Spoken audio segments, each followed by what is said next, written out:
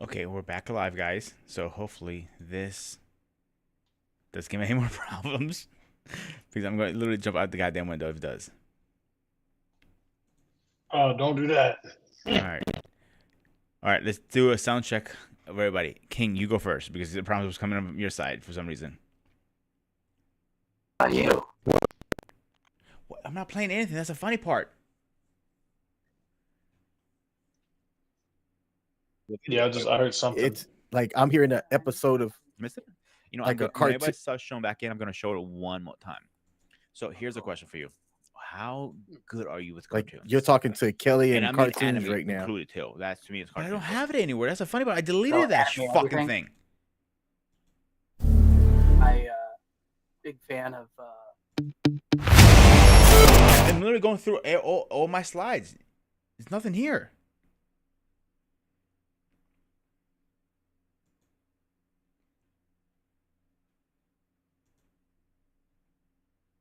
Okay.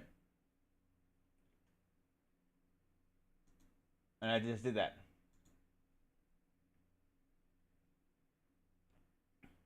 Mm-hmm.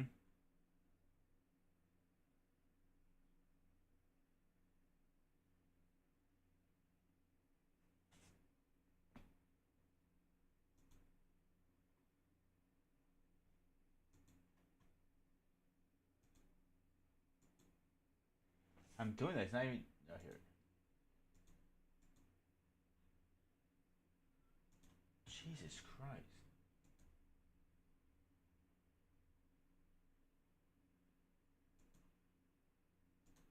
Now the camera doesn't want to work. What the hell?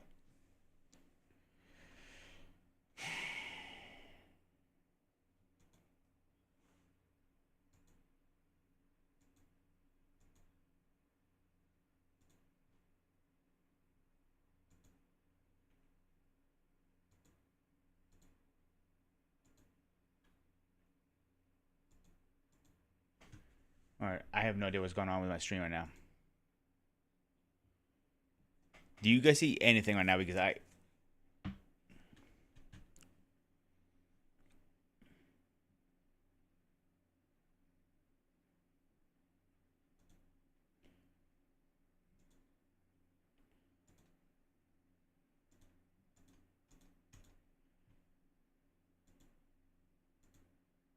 There we go. Finally.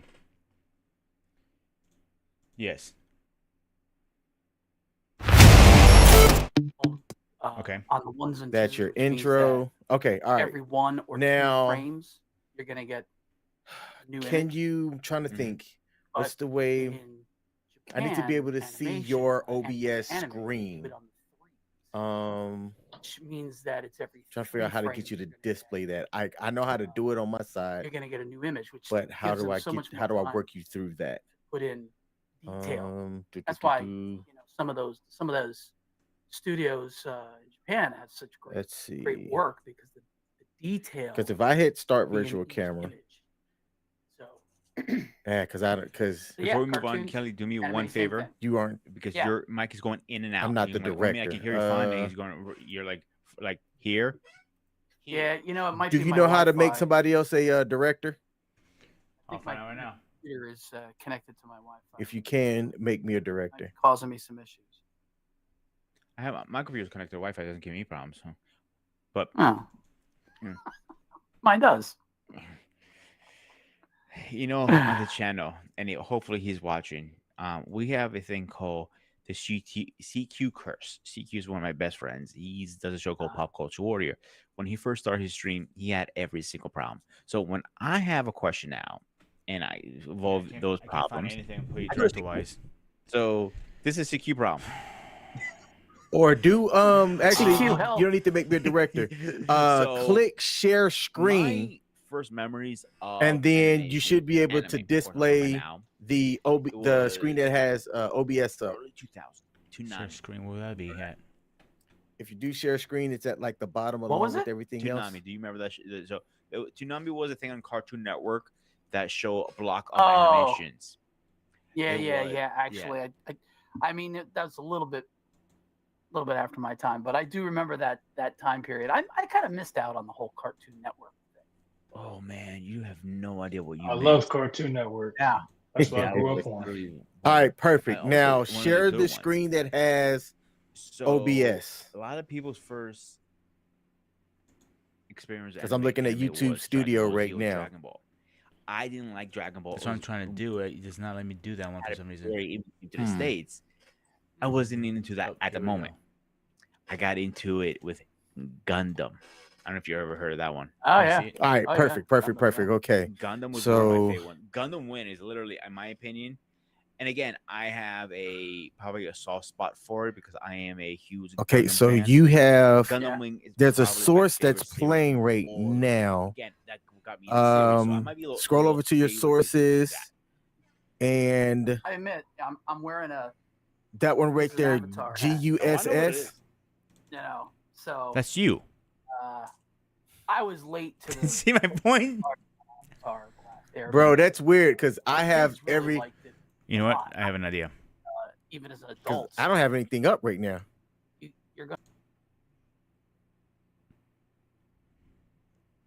Nope. Still playing. Yep.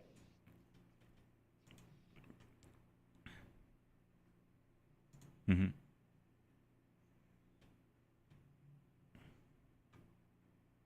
Oh. Nothing. I'm already up now.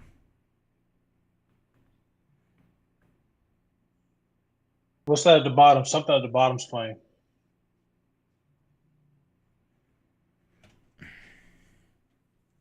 So it looks like Mike Auxiliary. Oh no, that's me.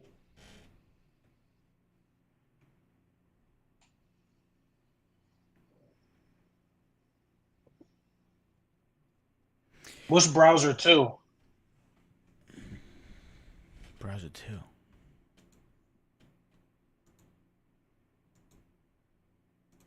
Well, Yep. something else is going too. Let me you know what? Let me delete you out of there. I'll pull you back in.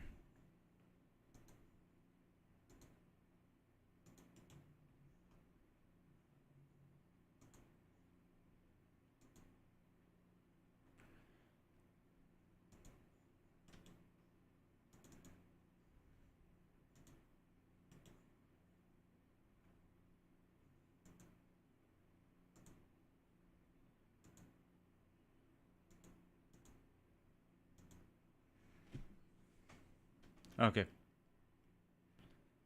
Seriously? Why do I feel that was he was the problem the whole time?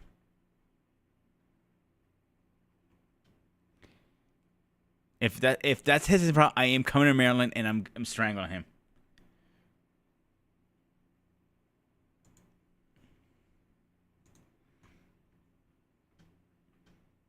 Oh, I'm gonna strangle him. Now let me get you guys back in here. For whoever's joining us, I apologize. We're having some technical issues today. And unfortunately, it's not my doing. I'm trying to fix all these problems on the fly. There's your. Let's add another one in. Boom.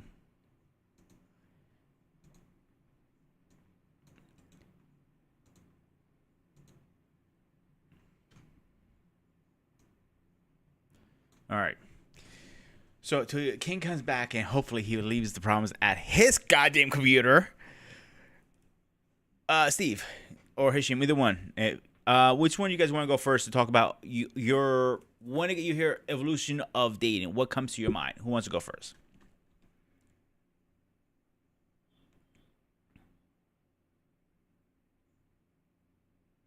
Oh, you muted Hisham.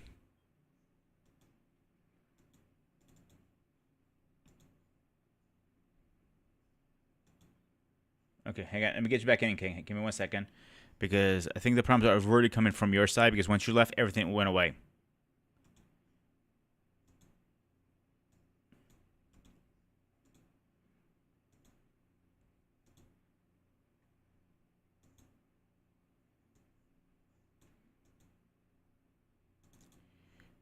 Hey, it looks that way. All right. Okay, so Let's keep your hands away from the computer. Put your hands behind your back and leave them there. I will break every goddamn pinky of yours. Are we understood?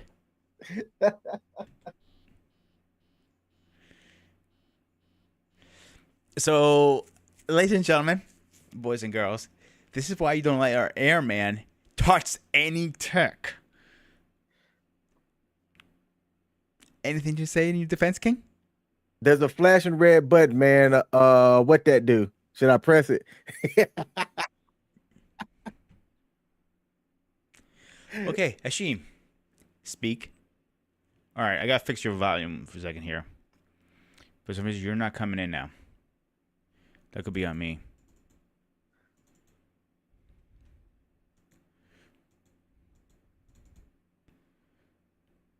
Yeah, you should be fine. Check your volume on mute button, Hashim. Something's going on your side. Don't know what. Nothing, you sure? All right, let me stop sharing this because I don't think anybody wants to see that. All right, let's try this again now. All right. So, Steve, to I fix the stream's problem, you want to go first? What evolution is dating? What do you come to your mind?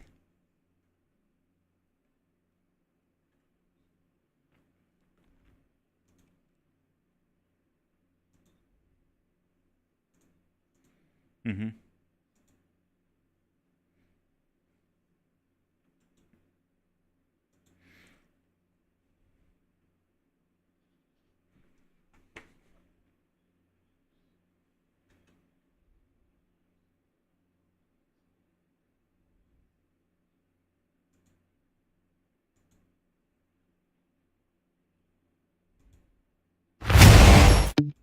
Mm-hmm.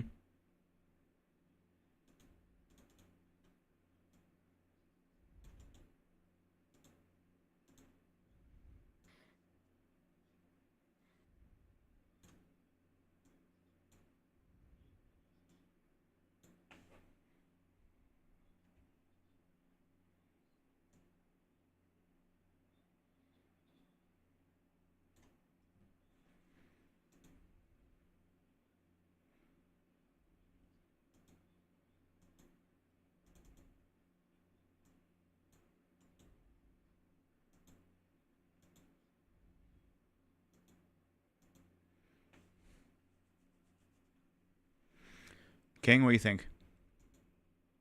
So as I'm thinking about the evolution of dating, right? The current way that dating works, if you ask somebody, why are you dating?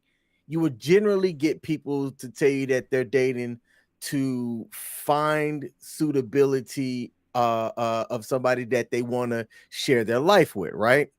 That's what most people will say. I think that with where we're at now with advances in technology, transportation, and accessibility, that there should be a new definition of dating, because modern dating to me is more transactional than I think the olden definition of like courting, and to even say courting and dating is the same is false. But I don't think that people really are accounting for the fact that you don't have to now only have options within people that live in your current city or block or whatever. You can literally get your phone now and find people from around the world to be with. So dating's changed over time, and I think we need to update how we look at the definition of dating culturally.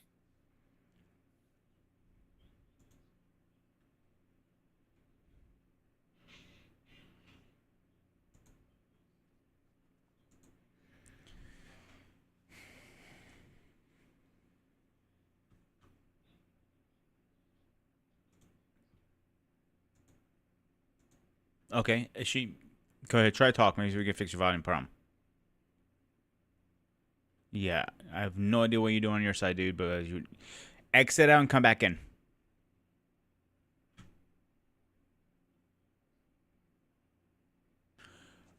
Okay, so go ahead, Steve. You were going to say. Go ahead.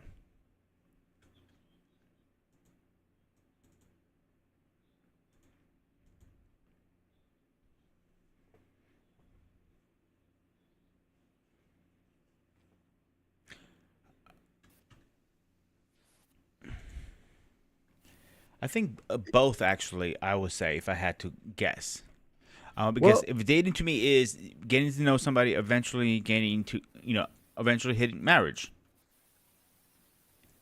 well, so the Cambridge Dictionary definition of dating as a verb means meet, and it is defined as to regularly spend time with someone you have a romantic relationship with.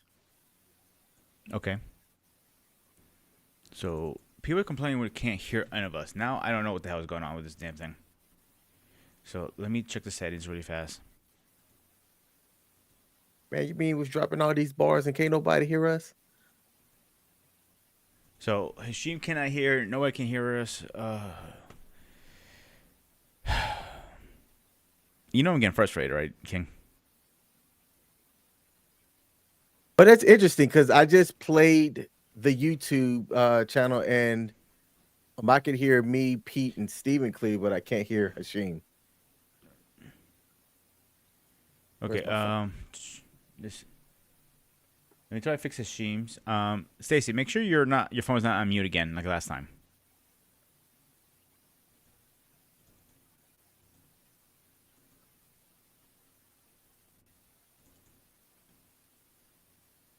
Mic test 1 2 1 2.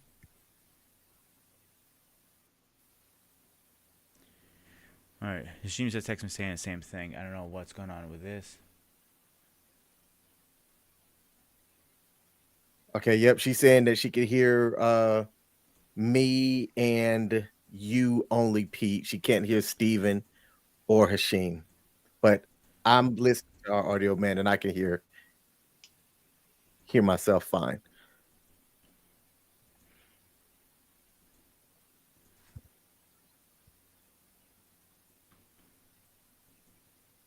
Hey guys, I'm trying to fix you right now, dude. I figured I was. See, go ahead, say something really fast. I think I fixed your problem. Yep, I'm here. Yep. Did you get it? We got it.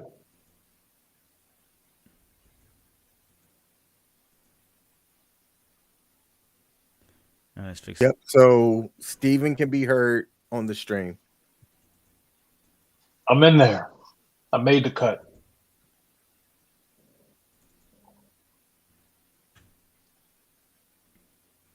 All right, we got Steven here. Let's try fix his stream now.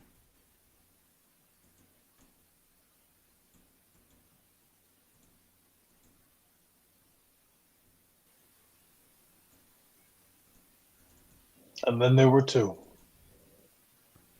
So I have everything going on him. So it's not. I don't get it. Where is it coming from? Why he's not getting any volume? Remove that. Boom.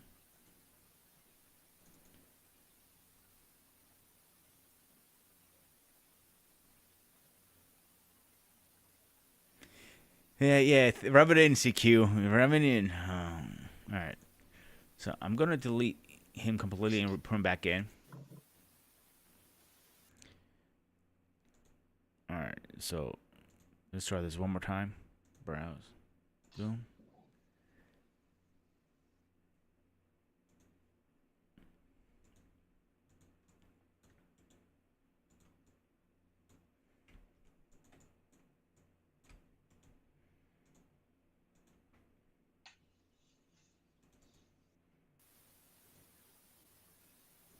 Hashim, say something. I don't get it. I have everything going on him. Hashim is on your side, dude. Is nothing on my side. I'm serious. You're gonna have to figure out what's going on your side. I think because you got a new headset now. Do you even have a mic on those sets? All right. So let's continue to Hashim figure out what's going on with him. So okay, back to your original question is my thing with dating is meeting somebody, getting to know them, being in a relationship, marrying them and proposing, marrying, starting a family. That is to me what dating. Eventually, the end goal is tying a knot with her and having a family. If that makes sense. You're on mute, King. Gotcha. I was just about to say, can the you hear? definition. Do you think that culturally, at least here in the U.S., that's the generally accepted definition? No, not anymore. Back in the day, probably back in 1940s, maybe. But now these days, what is dating anymore? That's a good question. What is dating now these days? Dating is hanging out and Netflixing, and we all know what that means technically. Or is it, let me see what I'm gonna pick up today? Swipe, swipe, swipe. Oh, here, click, click. What is dating? Is it digitally? Are you gonna order a piece of ass to get the cheeks every night like Domino's? What is it? Uber Meats. Oh, I'm done. Yo, we should copyright that shit. You're here first. After the team is finally working on grooming reviews, CEO, COO, and CDO, or whatever they're, Uber Cheeks. That is the new company we're starting. Any that's funny. Investors, please? Anybody? Pretty please? What'd you Go say? ahead, guys. I think that, to your point, the definition of dating has been muddied because of the options that are out there. For whatever you're into, there is something for you that you can download on the app and go find almost at your leisure. And so I think when you're dating, it's important to kind of define whoever you're talking to, what your idea of dating is, in order to get on the same page. Because if not, man, it could be messy. You know what I'm saying? You could be out here saying, oh yeah, I'm dating. Meanwhile, you're saying, I'm gonna go out with this girl, I'm gonna go out with this girl, or that guy, or whoever you are, and the other person might be like, oh, I thought it was like exclusive date. You know what I mean? So I think that's kind of that is, you got to be explicit in what you're saying you're dating for. But to your point, Peter, I agree. I think more so before it was you date to propose, find your wife, to have a family, and then you get old and gray. But now I feel people have so much access to the world. You might just be dating just to find a travel partner, and then let that run its course, and then on to the next thing. You never know. And that's a good question. Here's one of my notes. So let me bring them up. And I don't know if King forwarded them. Okay, so one of the notes I have here was, the number one is, where is it? What is the price of evolution that we can divide life on Earth of dating? What is the key? Ooh. Okay, I'm gonna let you go first. Man, can you repeat the question to make sure that I understand it properly? Of course. So, and you have the notes. So I'm wording a little different for everybody to understand. What are the key principles of evolution, and how do they share the divide of life of Earth equally to, we're talking about dating, obviously. I want to specify that. Man, to be honest, I got a good one, didn't I? Yeah, no, that's good, and that's actually one that I'm not prepared to answer. I'm actually going to raise my hand and say that's above my level of thinking. I'd have to do some research on that to then come back and be able to talk about it intelligently. So I'm gonna have to take a step back on this one, brother. But you see, we got to say that.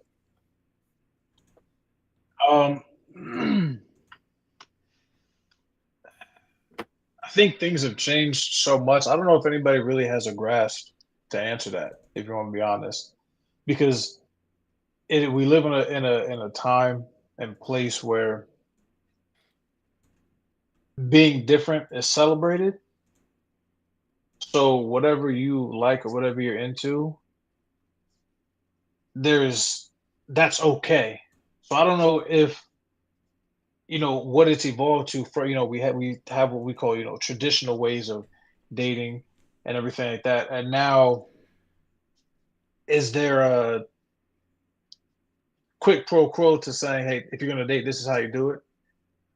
And if you tell somebody that, are they going to be like, they don't necessarily have to accept that because again, the norms have changed. So have they evolved? Absolutely. Evolved into what? Whew, I have no idea. So the norm, that's a key word. What is the norm now these days? And that is the problem I have a hard time processing. I don't know about you guys. Okay, I know King is dating. Steve, are you in a relationship any chance? Not right now. Not yet. Okay. So let's pretend me and you're the Trying same to get guys. there, though. Hashim, when he gets back, and King are... Hashim's been married for years. I can say that. And King is half married. I'll put it this way. I'm He going to is. admit it. He might as well. You are. That's wifey. That's wifey. It's okay. This question: who's gonna be the best man, me or CQ? This one I don't know about. Nobody. Yeah, my ass. Oh. He's gonna elope. He's gonna elope. Mark my words. He's gonna elope because he won't admit on air. He said he got what's called it. He announced that he will never get married on a different stream. And to that day, till he sit. I'm gonna mute you before you keep on talking. Here. Don't say a word. Behave. Good boy. So he's going to admit. I'm gonna have to reach out to Precious because I know she has a footage somewhere. I am gonna display it. Proud, like a Greek. Like. So okay. So let's say pretend two single guys like me and you. Yes, EQ. You know you're gonna be the best man. And I will find it, King. So me and you are dating. Okay, we're out dating. We're going to bars. What is the scene these days now, you think? Oh man, so for me, when I came out of my 14-year marriage, the convenient way of trying to meet somebody was through dating apps. My situation was that I was somebody that worked from home, so going out and meeting people organically was kind of difficult for me. I'm not a bar guy. I got 2 left feet, so I don't go out to the club dancing or anything. And I thought that the solution was dating apps, right? They have these dating apps now. You're on your phone. People are easily reachable, and it gives you the ability to try to connect with somebody on your own time.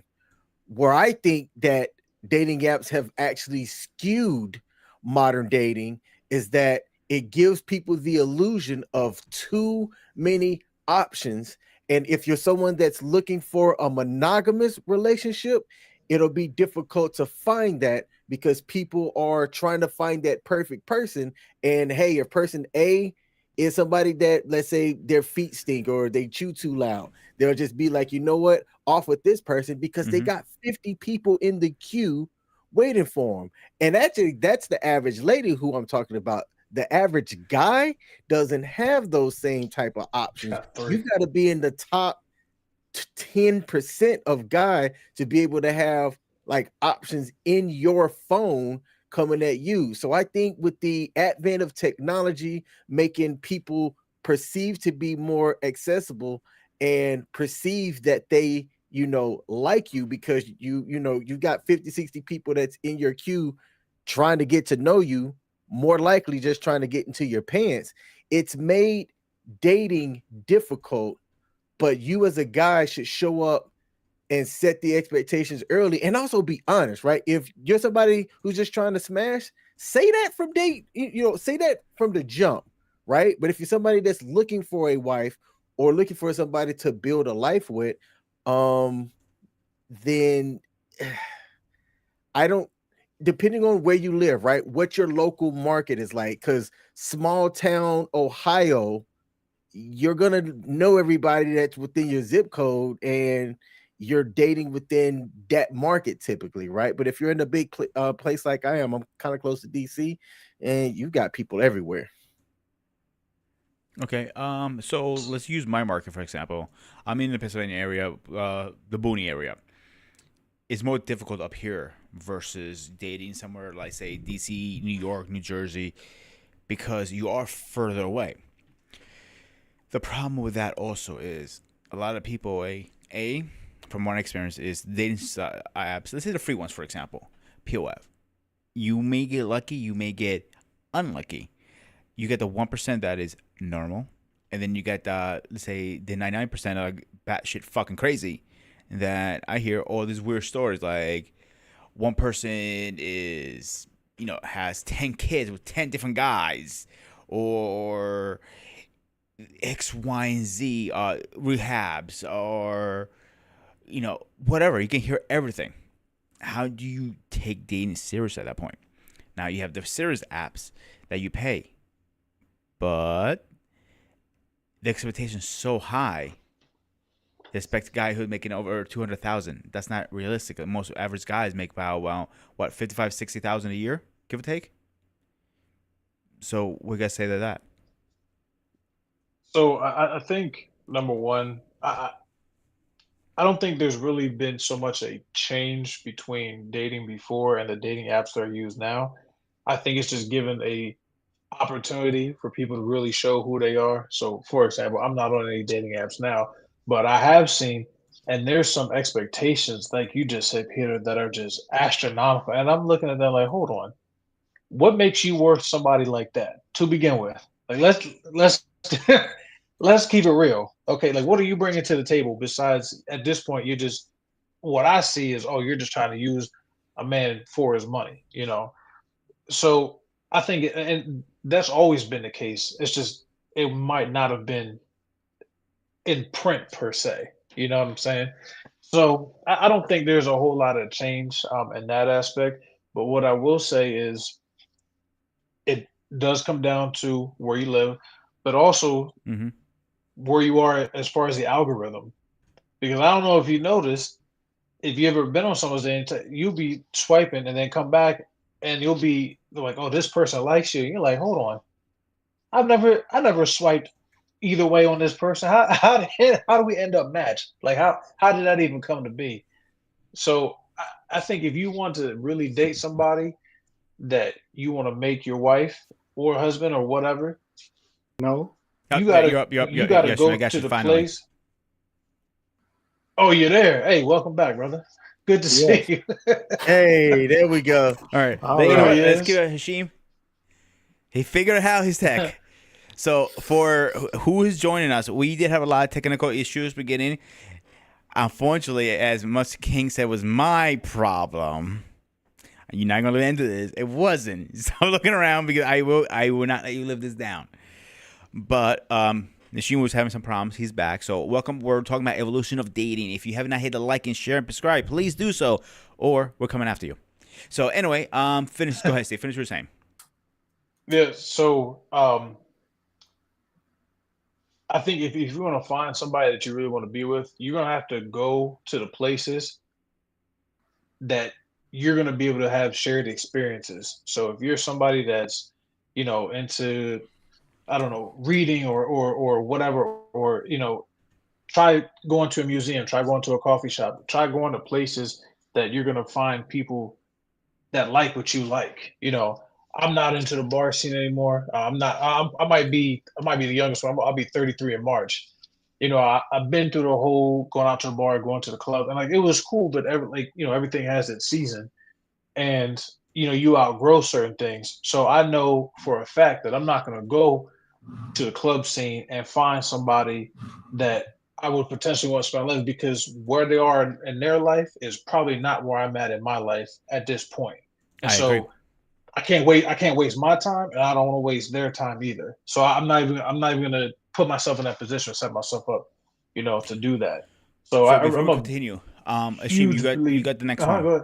I want to read this Man, comment from CQ. Is actually it's a good point. It goes, you guys can let me move around a little bit. Hang on, let me adjust this a little bit here because I'm having.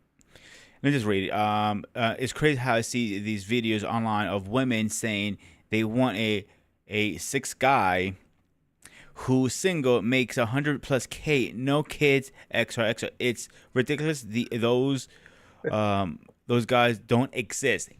Exact point I'm trying to get to. Before I give you my statement on that, Hashim, you go first because you know me, I got a big mouth. So go ahead. Well, now I want to go back on what Steve was talking about the club. Man, you ain't finding nothing up in no club. I remember going to the club. All we was thinking about was smashing. You wasn't thinking about picking up no chick from no club. You was just trying to browse around and see if you can, pick up what you could, dance up on the floor, do your little two-step and make your way, trying to get somebody at the bar or some any way you could. That's all that was about. I didn't think you was really trying to find anybody serious. You better not, because if you did, your boy's gonna get on you. They're like, "Oh, you wifing her? Oh man." I'm talking about Dude, I remember was at that so same much club stuff every at the week. clubs that used to go down. I remember just chilling, having a beer or a drink or whatever. Next man, no, fight, and I'm like, really? What's the point? You're gonna get kicked out and then you cannot do anything. But go ahead, finish what you guys saying. It wasn't about no fight. I don't even remember. Well, there was, but a lot of times you go to the club, man, it was just about you was trying to, you get dressed up. You had your, do your little cut, your taper, had your fresh outfit on, and you were just checking out for the girl. That was about it. You wasn't going up in there for no fighting, even though there was dudes in there fighting, and you had your nonsense going on. Yo, you talking to my girl and all this. Come on.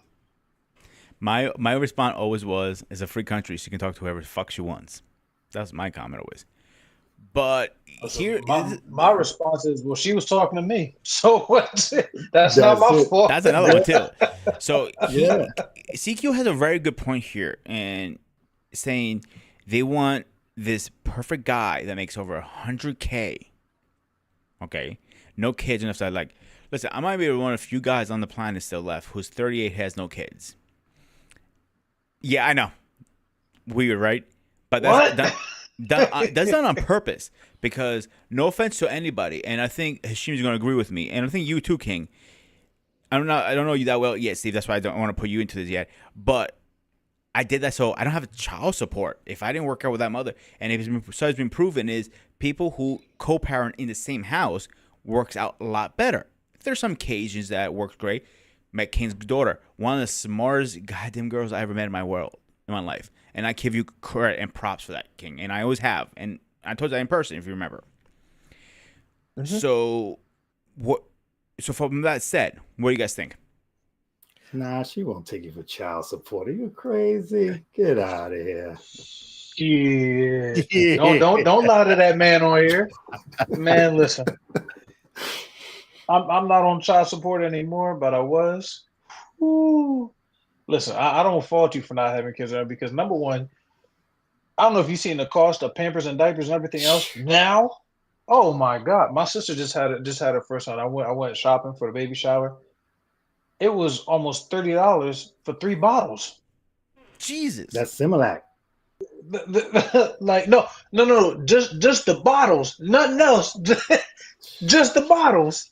And I said, "Oh man, there ain't no way." So unless you know that you gonna wife her up, and you know you're gonna be with her, don't have no kids right now, because boy, you're gonna be bankrupt, broke, and then you're really not gonna have nothing. I see even the formula is locked up behind in cages now.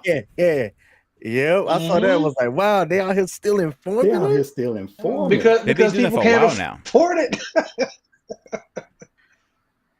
Yo, it's crazy. And like you said, the Pampers are high now. I mean, I thought they was high before. It's crazy. Let's go back to some comments that I actually like. This is a big one, so I don't know if it's going to fit through the whole screen. So here, I'll read it out loud. Side note, careful the story you telling your homies. What the hell CQ talks like that? About your hookups, because if your wife them up, your homies knows what went down. One of them friends told me about the wild chick on the side something. Second comment goes, very kinky stuff on the first date. Backdoor stuff. Seriously? Backdoor shit? Are we back in a game? Well, now that's his wife, and then mother of his kids. Hopefully not 20 of them, but that's my opinion. Go ahead, King. This is all you. Go for it. Hey, nah, that's true. I've lived that where I had a good friend. He's he's telling me about this girl and they doing all this and that, and all the nasty stuff that they doing, and now they're married and they've been going real strong. And I remember the first time that I met her face to face and everything, and she's a very touchy, feely, huggy person. And like she came up and like because of where she's from, like they greet like with like a kiss on the cheek. And I'm like, I know where your lips been, woman.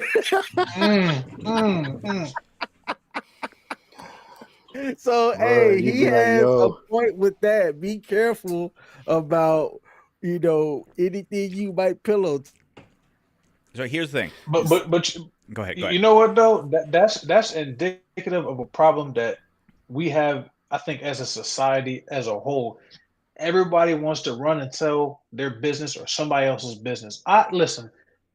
There unless you're like super close with me, you might not even know how I'm dating because you know what? It's my relationship. Mm-hmm. And there's another thing: when you tell your homies about what you did with a girl, or vice versa, I'm telling you, they be the ones that try to talk to him or her on the slide or on the side.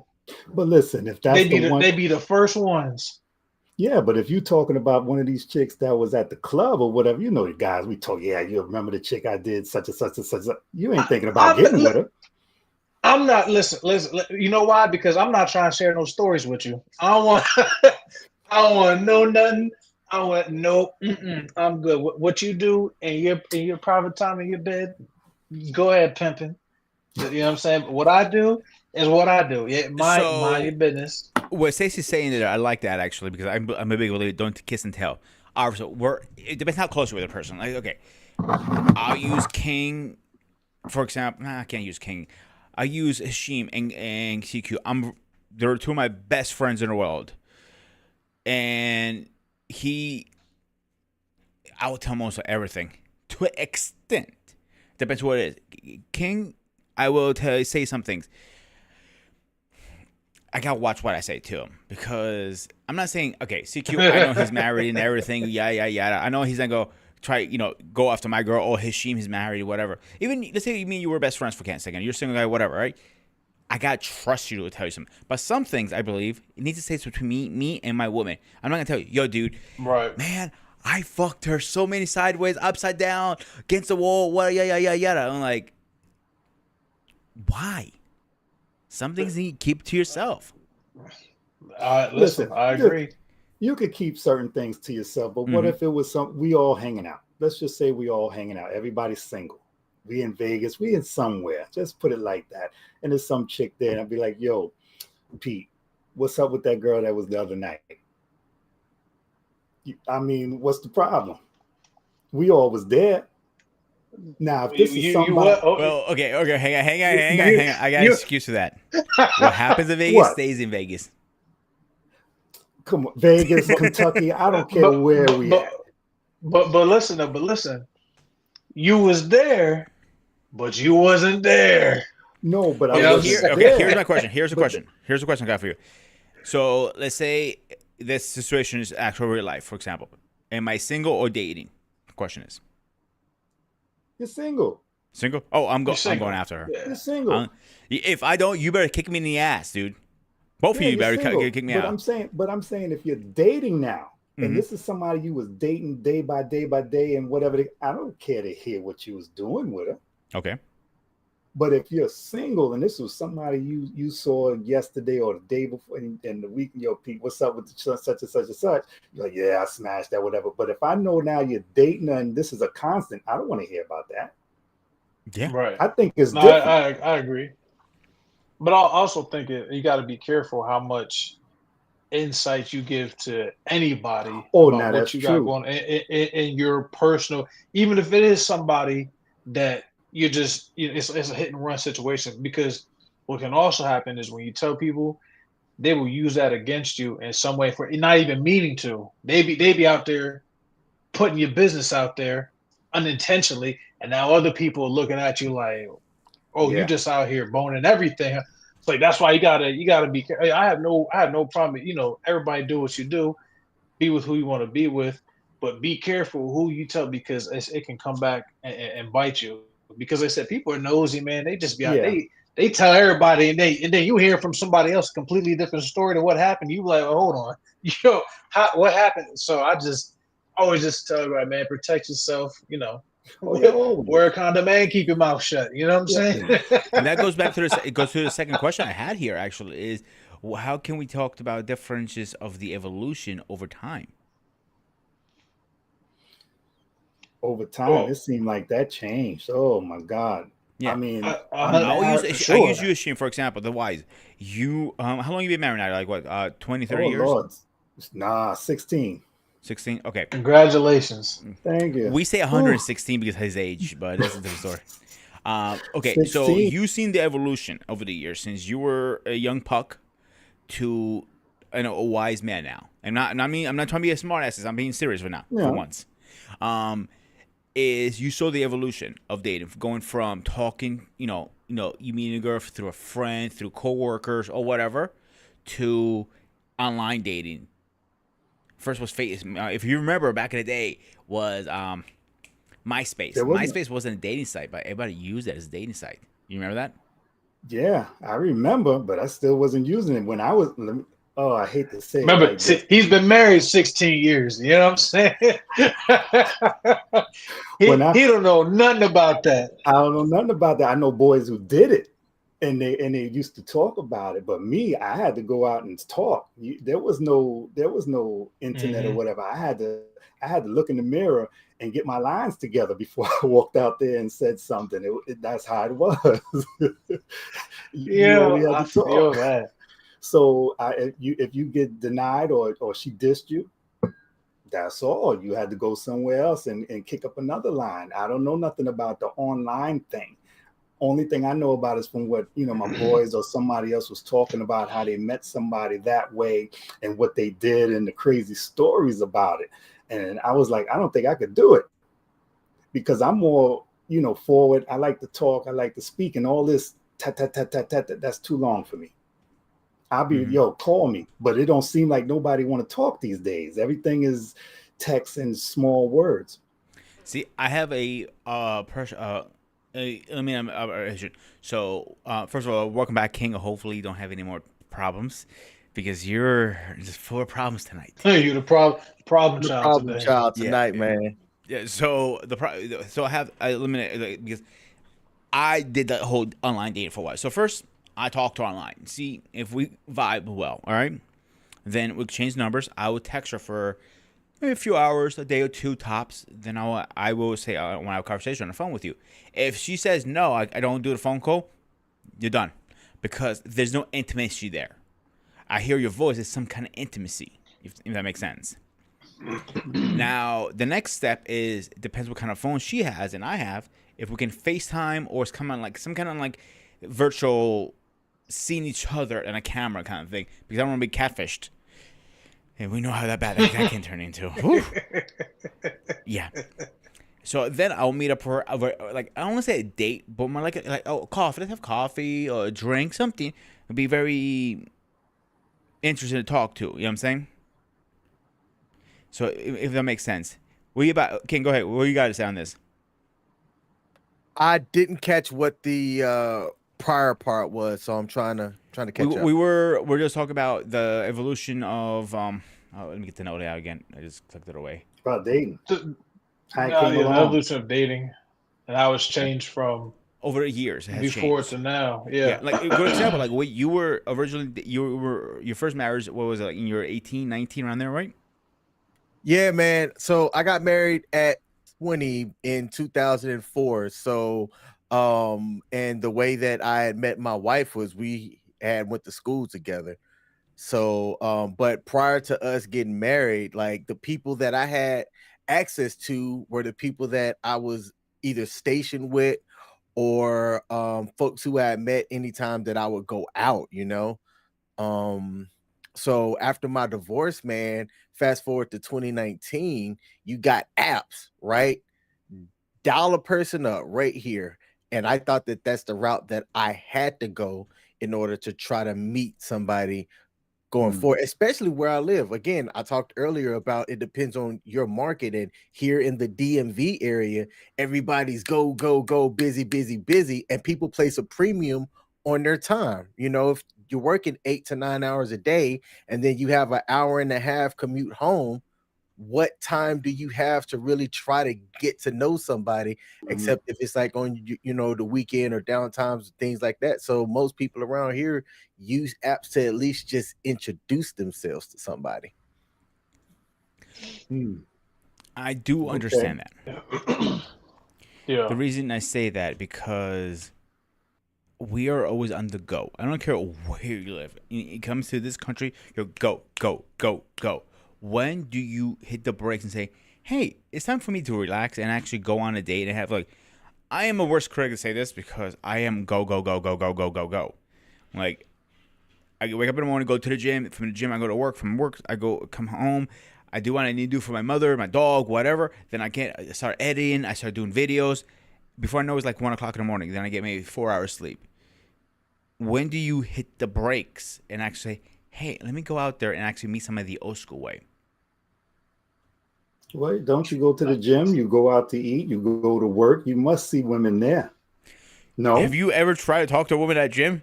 You're more braver than I am. No, I don't have big balls. Nope.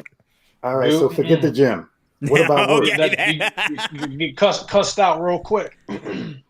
So is she, because I know you're literally the old school way. No offense, again, you've been married for a while. You're out of the game, and I know you can give us some good feedback from when. If you go up to a woman and ask her for, hey, let me help you with your set, you're gonna get knocked the fuck out fast. Or, hey, you start talking to her, whatever. You know what I'm saying? 9 or 10% times is a very, very. I won't say 9, maybe 8%. You might say, get the fuck away from me. Or the 2% will say, they might have a conversation with you. But the other 2% is one, they might educate you just to be nice, or two, it could be she's actually interested. And the other factor, like CQ just said, I'm actually going to highlight this right now. It cannot be at work because it's sexual harassment. You might just look at a person. Sexual harassment. Wait. Yeah, you might just have a conversation with a dude and say, hey, King, or working together. And the girl will be like, oh, man, she's actually kind of cute. Just have a conversation. You're not interested. You're not going to give her a number. You're not going to ask for it. Just saying, oh, you might think she's cute. That's it. Somebody can overhear that. Next minute, you're down in HR before you know it. Dude, I've never. Well, let me stop, because that is true. Sexual harassment. It looks like it's just being thrown out there. Maybe how hard are you going at these girls? That's just me. Just talk to me, because let me see if I won't say this too loud now. You talk to women at work.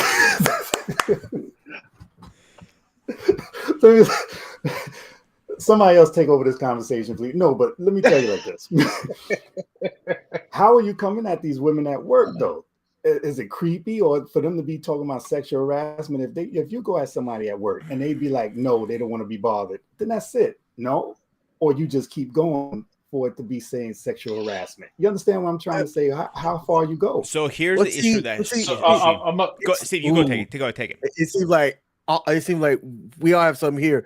The thing about getting old, about getting older, is also getting wiser and seeing what's happening out there. For example, I'm aware of a guy who him and someone had consensual sex multiple times. They weren't necessarily dating each other, but I think she was trying to lock him down, and he's like, hey man, I'm having fun. I'm Leonardo DiCaprio. I recycle them, before they turn 26. This is how I'm gonna live.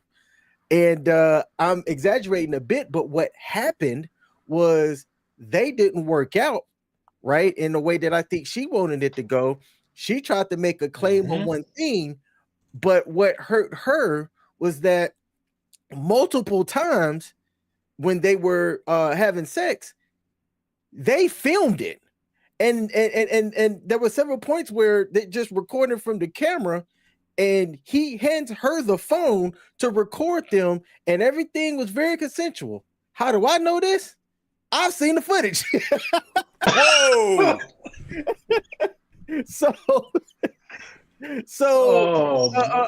He almost lost his job. There was a whole investigation and stuff that went through. Eventually, he kept his job. She moved, but like all of that kind of caused damage for this guy. He was on track to, go a certain place, and eventually he had to leave because at that point the damage was already done. Just the allegation of somebody that wanted something more from him, and he was just like, "Hey, this is just fun times. Like, I don't know why you want more, but that's not happening." And then that is sexual harassment. Here's and this is not on the same train as that, but just to kind of put in perspective how careful you have to be at work. So you guys don't know, but King might have an idea. He's seen some of my pictures. I'm a sneaker guy, okay? Okay. I love my shoes. So the shoes, shirt, they got to match. I'm a Jordan 1 is my favorite shoes. I went to work with a matching shirt, matching shoes, and I think it was like a week after I wore this outfit, somebody from my work that I didn't know went and told somebody that doesn't work at my job that she allegedly told me that what I wore to work was inappropriate and had a conversation with me. Mind you, none of which is true, okay? Like I said, I don't know her. I don't work with her. I don't work for her. But she went out of her way to try to make me look bad for whatever reason, right? And so think about this. If somebody willing to do that because of how somebody is dressed and say it's not quote unquote business casual, that nonsense, whatever, you can't run the risk of trying to talk to somebody at work unless I can't even say even if it's consensual. Like it's just not worth it because your work is your livelihood. You lose that. I went almost a year without a job. I put over 1,000 applications in and couldn't find work because the market was so bad.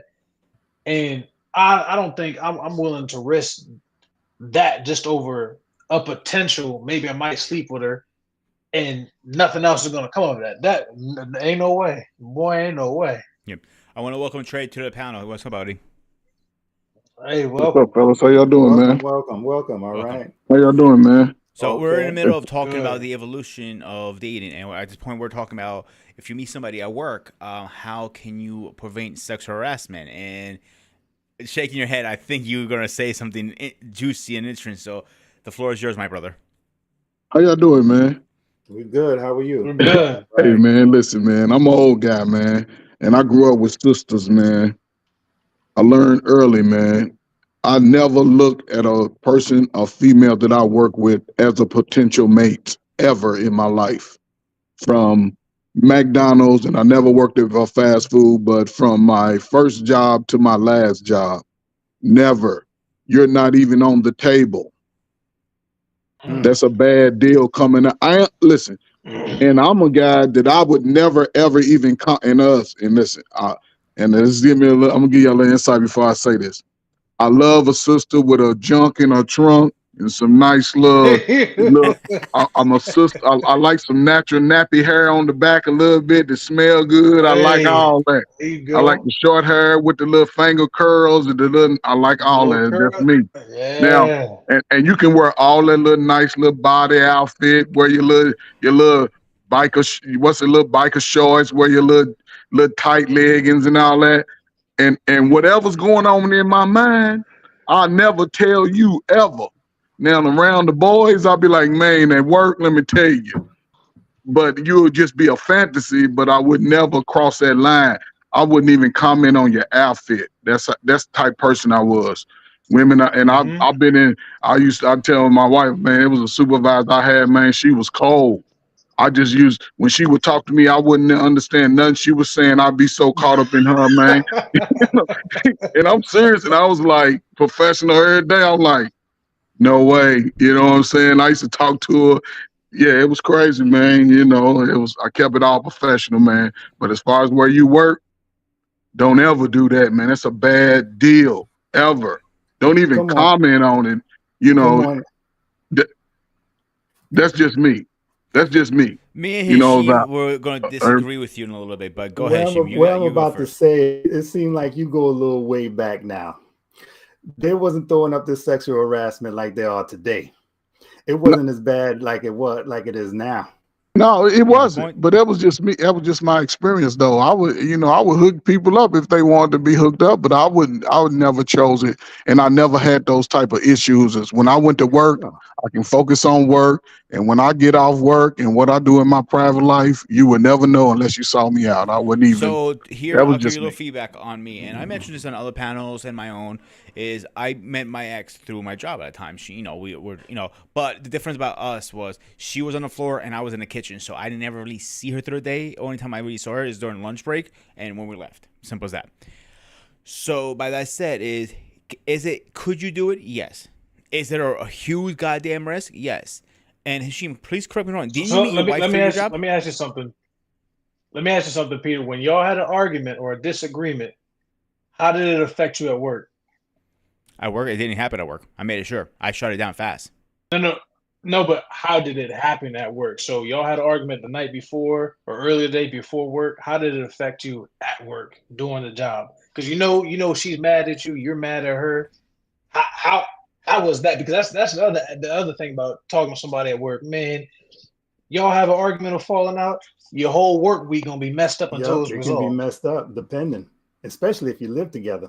See, I made sure we squashed it the night before we get back to work. You might have squashed it. Did she squash it? That's a good question. She squashed it or not? At that point, I had to focus on what I was doing. Like, yeah, you have to. Is it a smart idea to date at work? Hell, fucking no. If any young man listening says, "Oh, I got is a hot ass piece of ass at my job," like, stay away, run the other way, jerk off before you do anything. Don't do it. Damn, he said jerk off before you do it. Hey, that's sage advice. That is sage advice. Hey, post-nut clarity will answer a whole lot of things, and people are afraid to say that. I'm not. No. Hashim, didn't you meet your wife from work? Wow. Huh? Didn't you meet your wife from one of your jobs you told me back a couple years back? Yeah, I met my wife like that.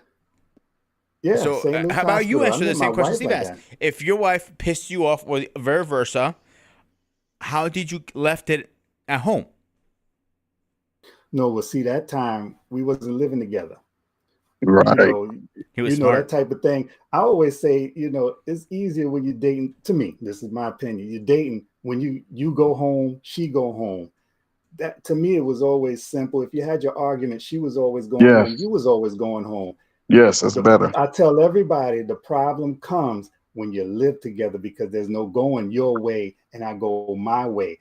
You have to be in that same house. You'll mess around and have to hide in the bathroom for about a few minutes until you get it together. But what I'm saying is when you come together, that's when you know what you have.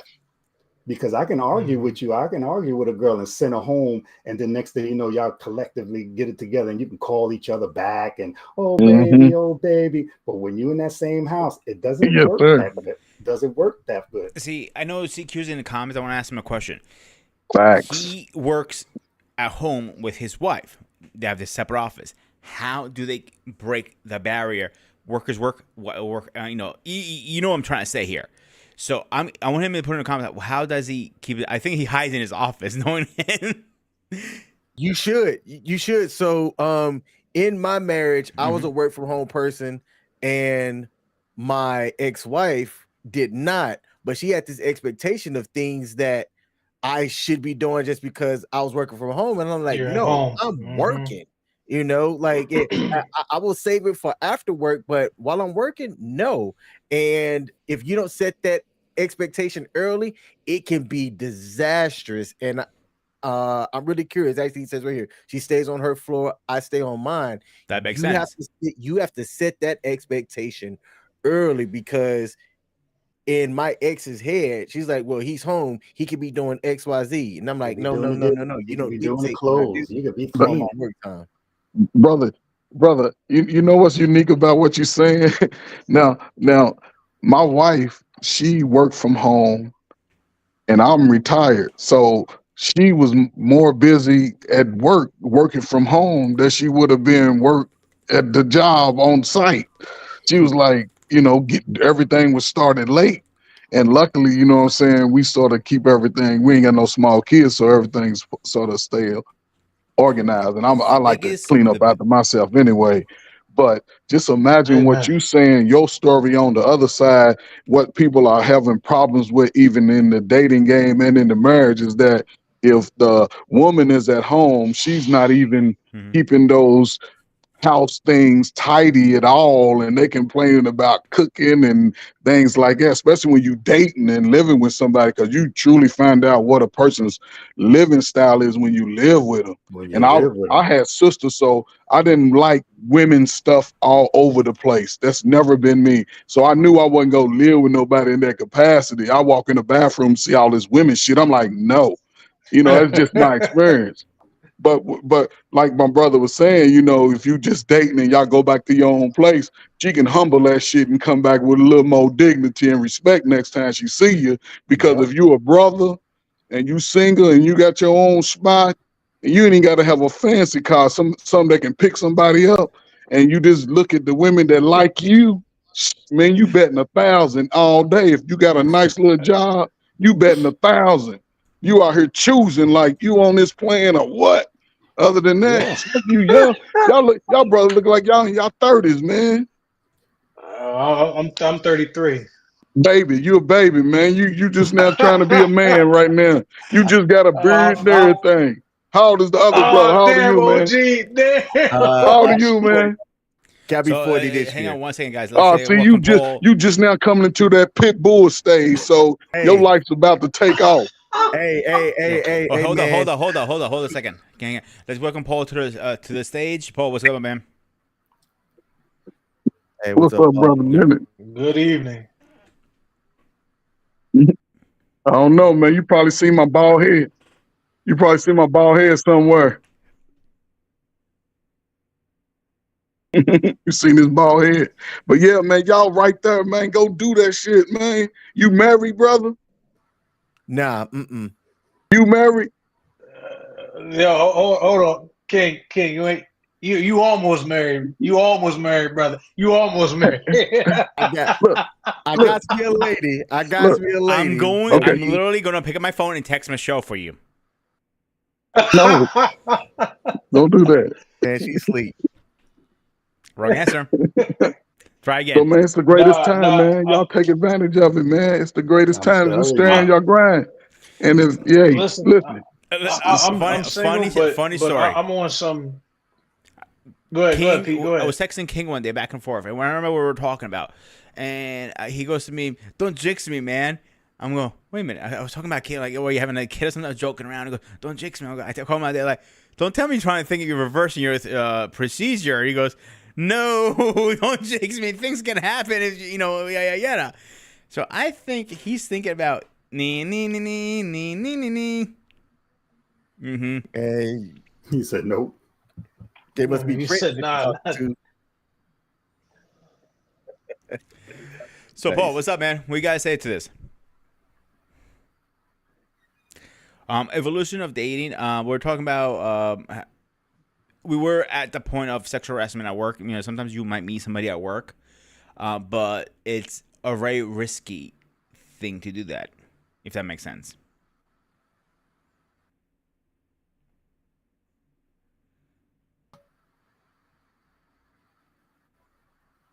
Ooh. Oh, congratulations. Congratulations.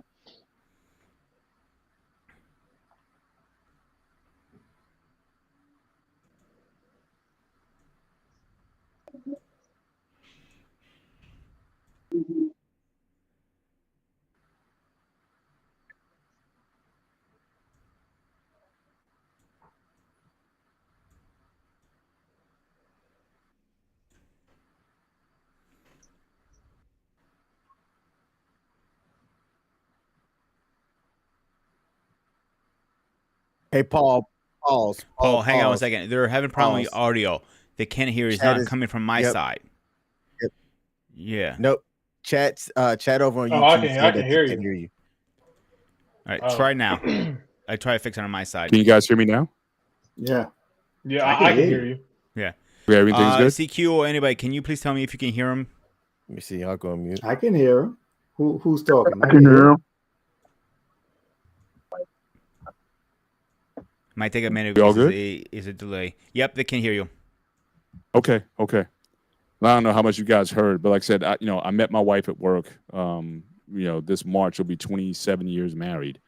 So certainly it worked out in my case. But like I said, it was a very large company, and we didn't work personally together. We weren't under the same leadership or in the same group of departments. So, I'm not saying it can't be done.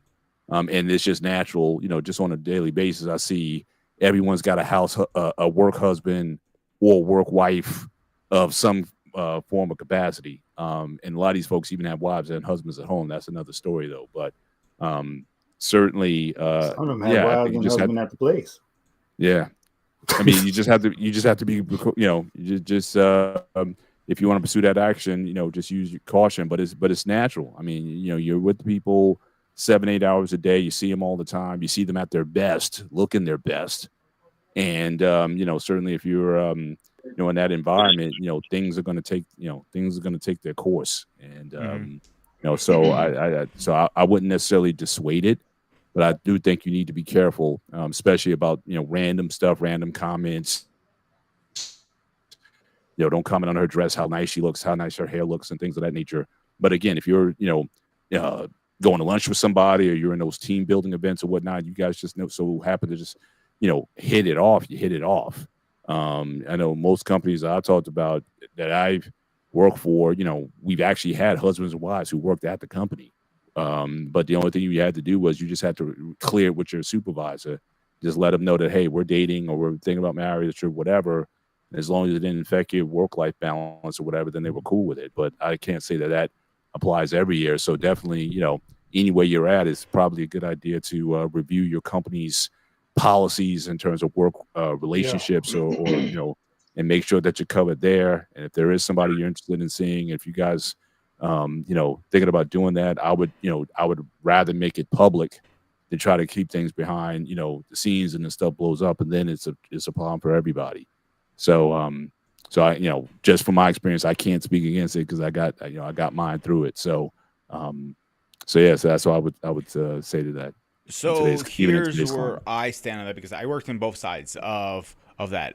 One side of it, I worked in, like, say you could date somebody at the company, but you have to be at two different locations, 2 different offices, for example. Mm-hmm. Okay, that makes sense. Some other companies I work for, like, they're okay with it, but you have to report it. It says, listen, let your supervisor know.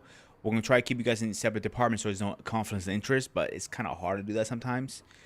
So it can go both ways with that. Some companies would not have it at all. They don't want to hear it. Don't want to even think about it. Don't even flirt with the idea. Like, ooh, hello. I'm like, nope. Don't even. Keep it moving. Like Hashim always says, keep it moving. Keep it moving. Another way. It really depends on the company. Unfortunately, it's like Paul said. Review your policies. I do not recommend it. It's grab your lotion and grab your hand. There you go. We got a better option right there. And if you think you have options, look, one thing it's called Mrs. Lotions in Hand. No one's saying you have to stay with a company. You know what I mean? Look, people, in these days, the idea is thinking you're going to be with a company for 10 years or however long. In the way this economy is, the mindset now is, you better be looking for the next best thing regardless. Don't just because you're employed doesn't mean you don't stop looking. And if you're in a better power position when you have something. I know that for a lot of people, if you're out of work, they say most communication is nonverbal. So people know when you need a job versus, hey, I'm keeping my options open. So don't just think that, just because you got the job, I got to keep my job or whatever. You should always have an idea for the next best opportunity. And so if it's something where, look, if that's going to be a problem, I can bounce. But, if the girl is there or the guy is there, then you can still get that also. So I think, we need to change our mentality, just period. Thinking that you're going to be a job like your father was for like 15, 20, 50 years or whatever. Some days are gone. You're going to change jobs 10 times in your lifetime, regardless of how good you are or how well a job performance you're doing. If they, there's things beyond your control. To be honest, anytime they can cut 10,000 jobs just like that. So. To be honest, you might change your jobs more than 10. I was watching a TikTok, ironically, and the lady on there said that you should, every 2 years, you should either be getting a raise or getting a new job. because at that 2-year point, the company should already be recognizing you to move you up. And if they aren't, you find somebody who will, because they said the average pay increase is close to 30% when you change jobs from where you're coming from. Man, you mess around these days, your resume be so long, it'd be about 5 papers. No, well, they only say you still keep it to your most relevant jobs. Oh, so yeah, really, because these days they're not even looking back. Like I'm in the IT field. A lot of the technology I did back then is not even alive anymore. Like it's retired. So really, they're only concerned with your last 5 years of relevant work experience. They're asking, how can you help us with what we're doing? Is your skill set right match now what you want? So if you got the last 5 years is really the only thing that matters. I think I just got a job recently, and really it was the first page in the last since like 2017 is really what they were interested in. All the stuff going back to the 90s with COBOL and Fortran and you know or DOS, you know, or Windows 3.1. They don't care. They don't care about none of that stuff anymore. So again, don't worry about your work history. In fact, and people don't even ask. Like, don't even put on your resume. You could put your degrees, but don't even put on there when you graduated college. Like, don't even put anything relative to your age on there. The last 5+ years is enough. You want to say, I graduated from this university or whatever, what your degree was, current certifications, and boom. So it's not really a factor anymore. Wow, Brother Bennett, you speak from a.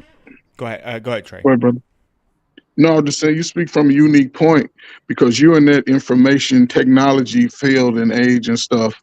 As far as going, progressing to our future, what do you think about, these guys in their 30s and being able to transition into this millennial state with, I don't know, man, with education not being that's what just it was. mindset. I mean, that's just mindset. I'm 54, but I compete with 35-year-olds for jobs. So you just got to have a mindset that just says, look, change is a good thing. Change means progress. Change means more money. So if I got to learn new systems, if I need to get new education, if I need new certifications, if I need to, stay on the ground, what's coming up in the industry that I need to learn, embrace everything. If you're at a job and they say, look, we had to let someone go, so we need you to take over this person's job, and you're like, look, I never did that before. Well, guess what?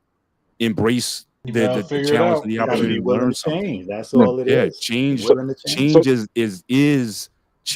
is the super. Your agility is more important than your ability, because your ability, you can learn that, but agility is a mindset.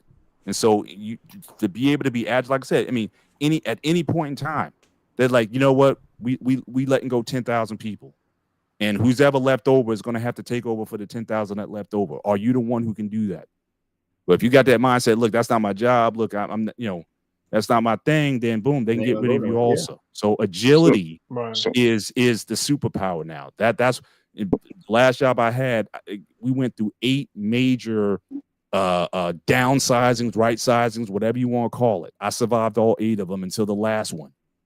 And most of the interviews that I went on in the meantime was talking about all the chaos that I had to work through in that time. And that's what they were looking for, because they were like, look, okay, we can teach them the database. That's easy to teach them that. Are you willing to learn it though? Yeah, but can he work under stressful situations? Can he embrace something new that he might not have learned before? Obviously, I had to. It was either, look, you do this because we ain't got nobody else.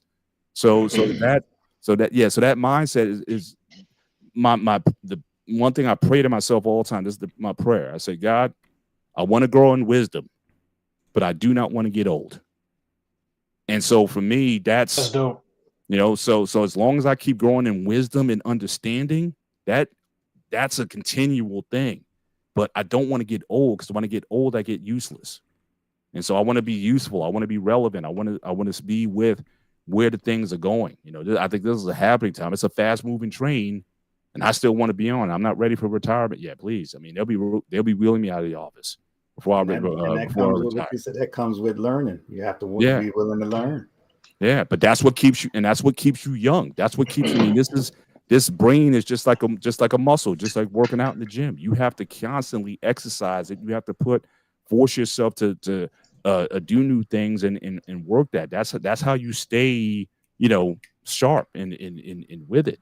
But for guys who are just coasting, this is one reason why I love having I hate to say this way, the older generation come in on my panels and with you guys and other panels and to have conversations, because you guys have something to share always.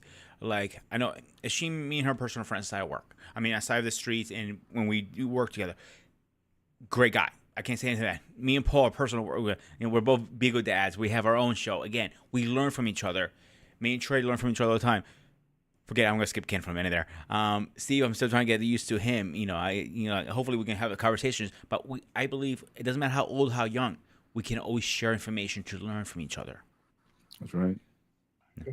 I think to tie it back into what you had said earlier, Peter, the dating world has changed, but you're gonna have to adapt and move with it, or you're gonna end up alone.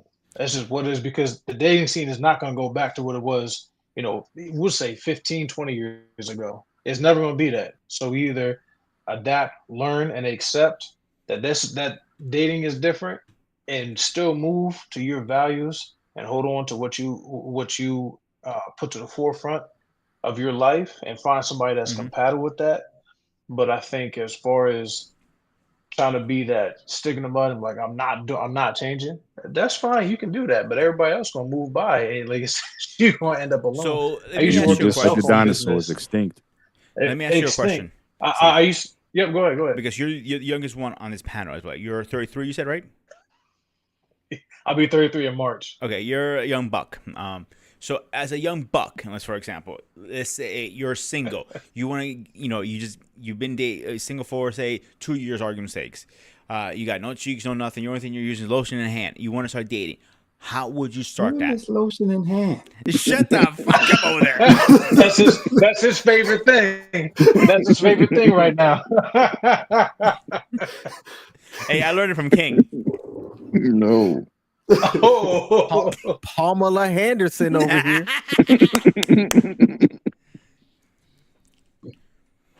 All right, so let's say somebody's watching this and wants to know, like, he's having a hard time learning how to date, and he was in a relationship for a long time and just didn't start back into it.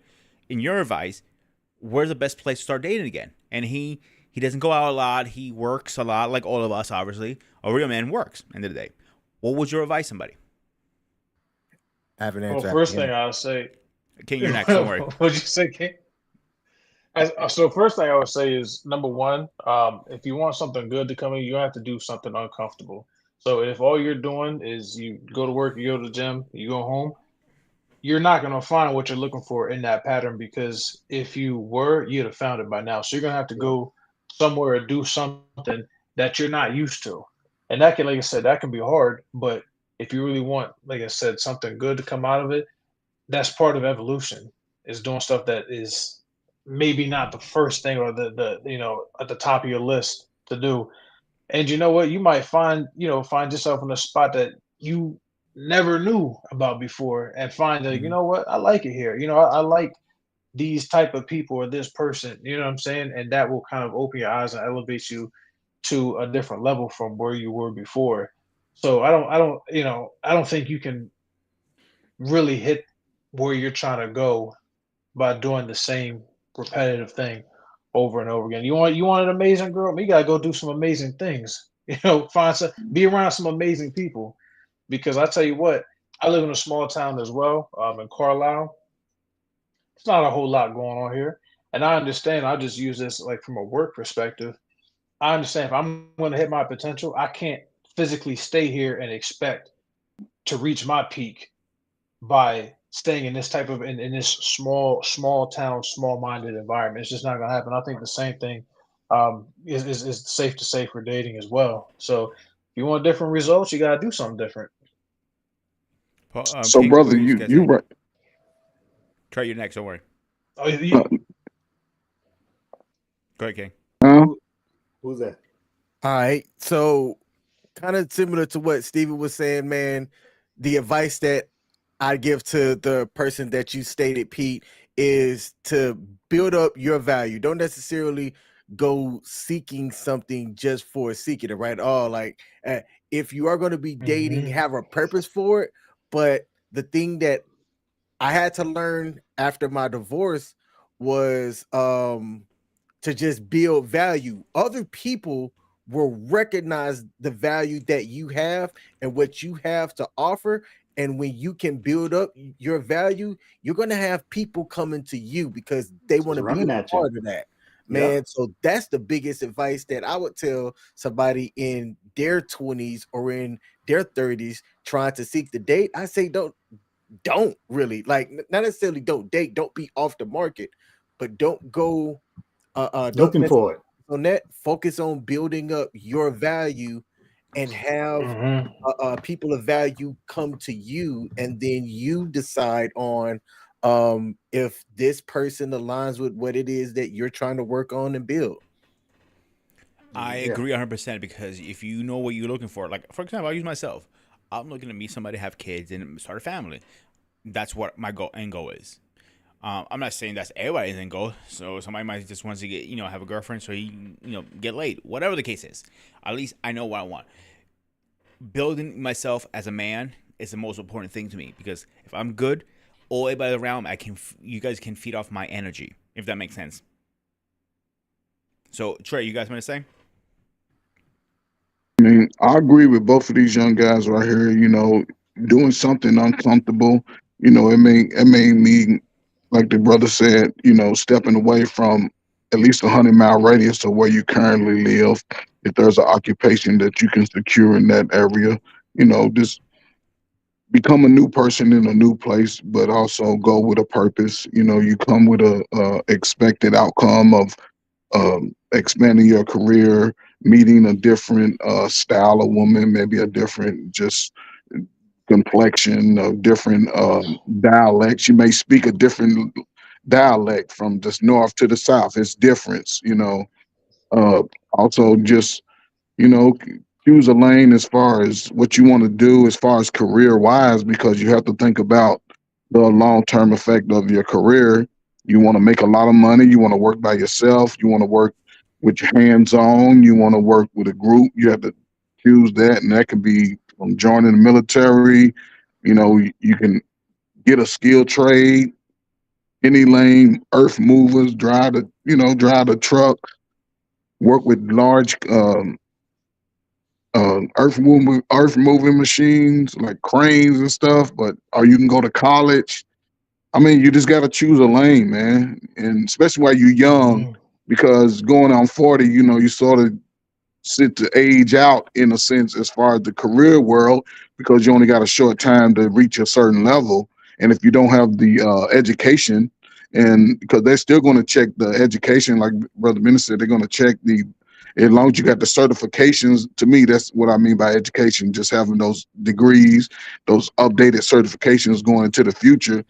You're going to have to maintain that. But I want to ask these brothers a question. Do y'all see a lot of young brothers y'all age, like sort of, or even younger, just going towards these technical fields, these AI type of fields, just changing and not going into the regular old, counselor, social work, just stepping outside the box? Because it's always been rumored that brothers didn't take these type of jobs. But, I'm just curious to know, because the America's changing. The dating scene is changing. Even the job market, as far as they can just at will you at any time, it's going to be difficult to do a job 25 years, without, staying up to date as far as your certifications. So do y'all see a lot of brothers out there like y'all age or younger just saying, I want to do something like that? Because that's difficult right there.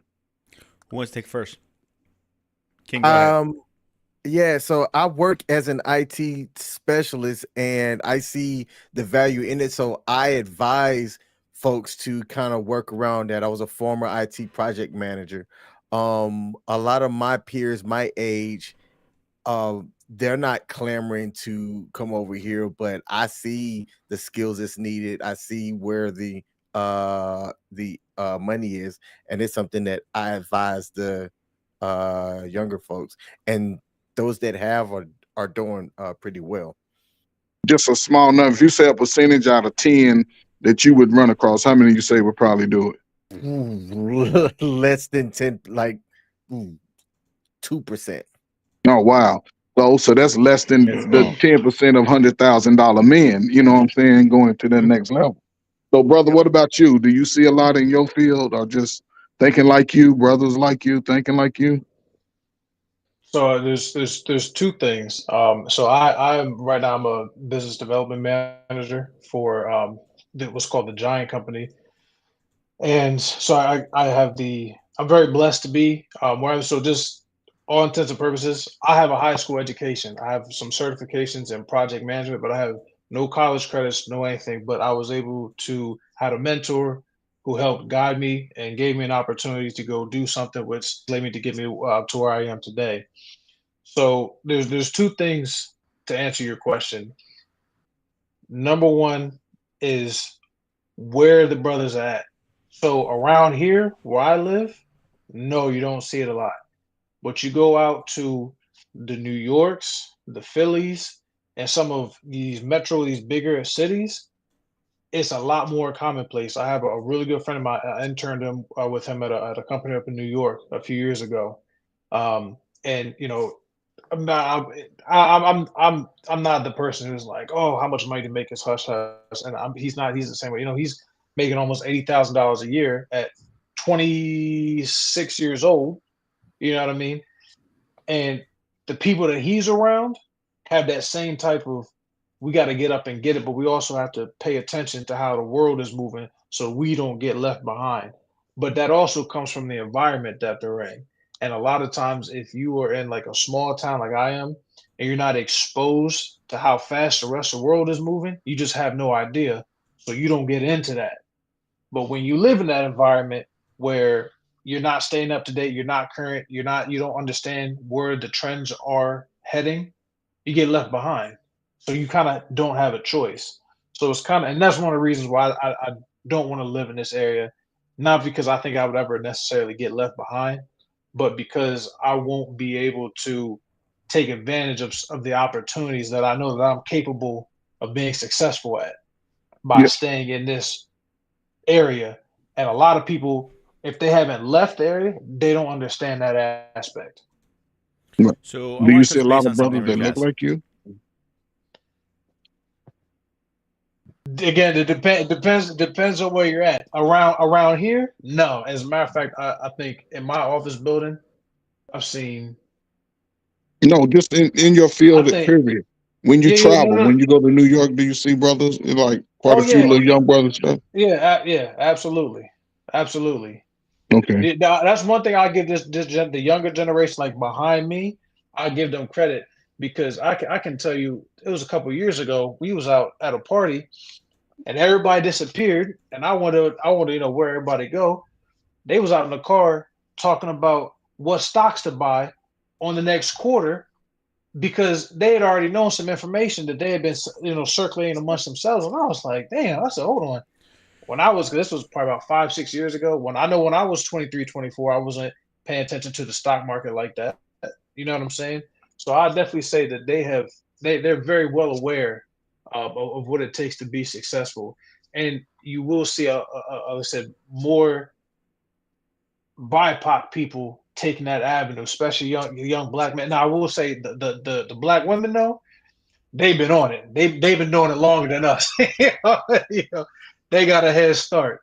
But like I said, it's happening, and it's a beautiful thing to see.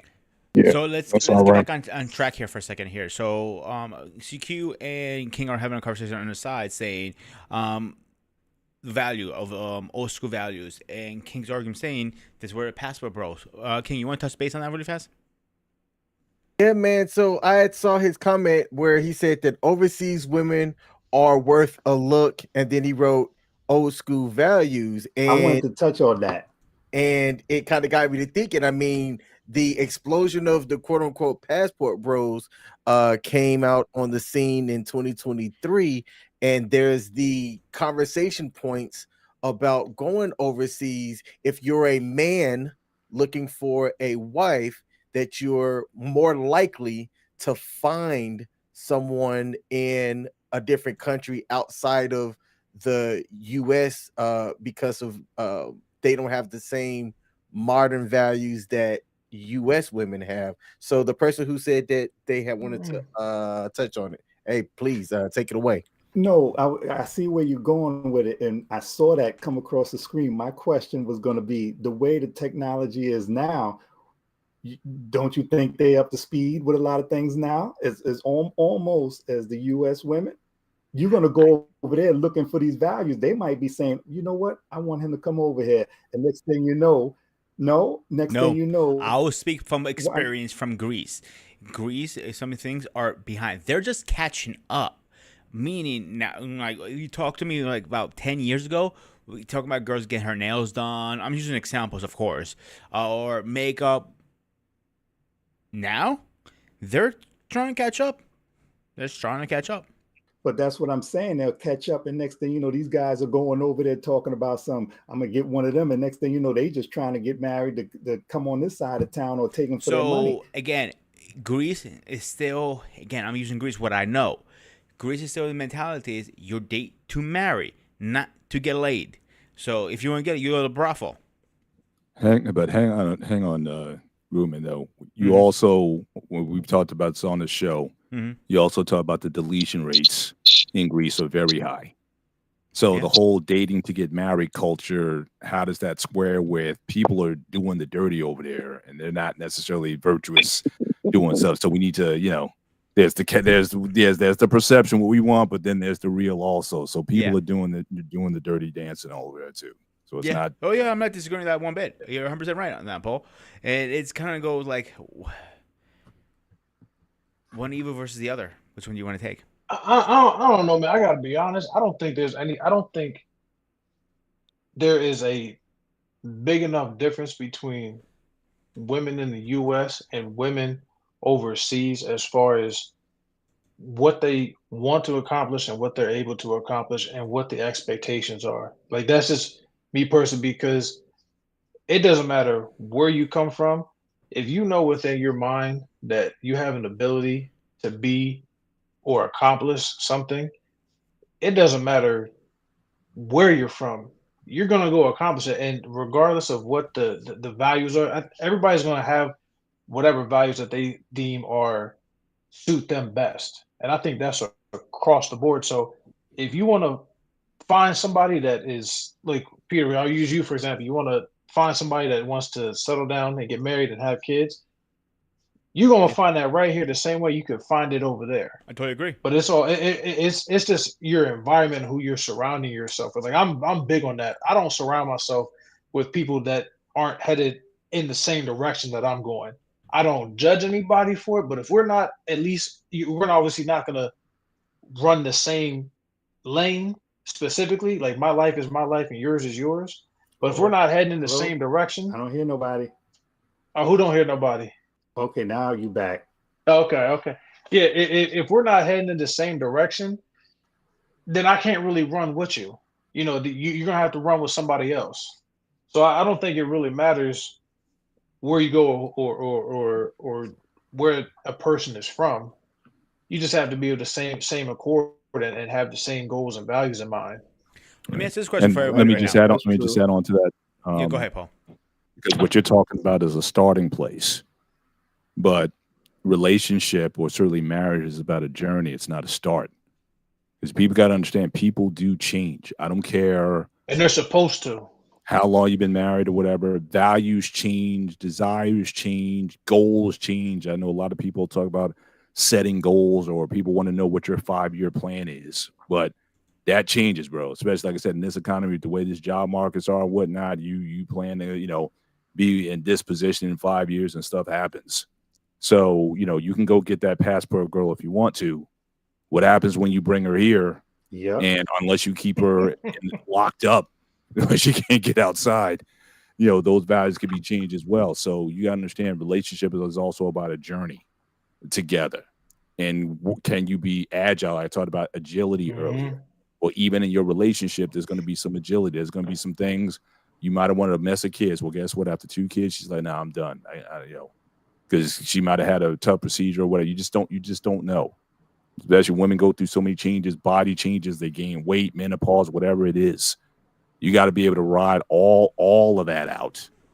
And what I'm seeing is, so I think, yeah, you can get that woman, but don't think she's going to just be that same person when you first met her. Just like you won't be the same person. I want to add a little bit to this.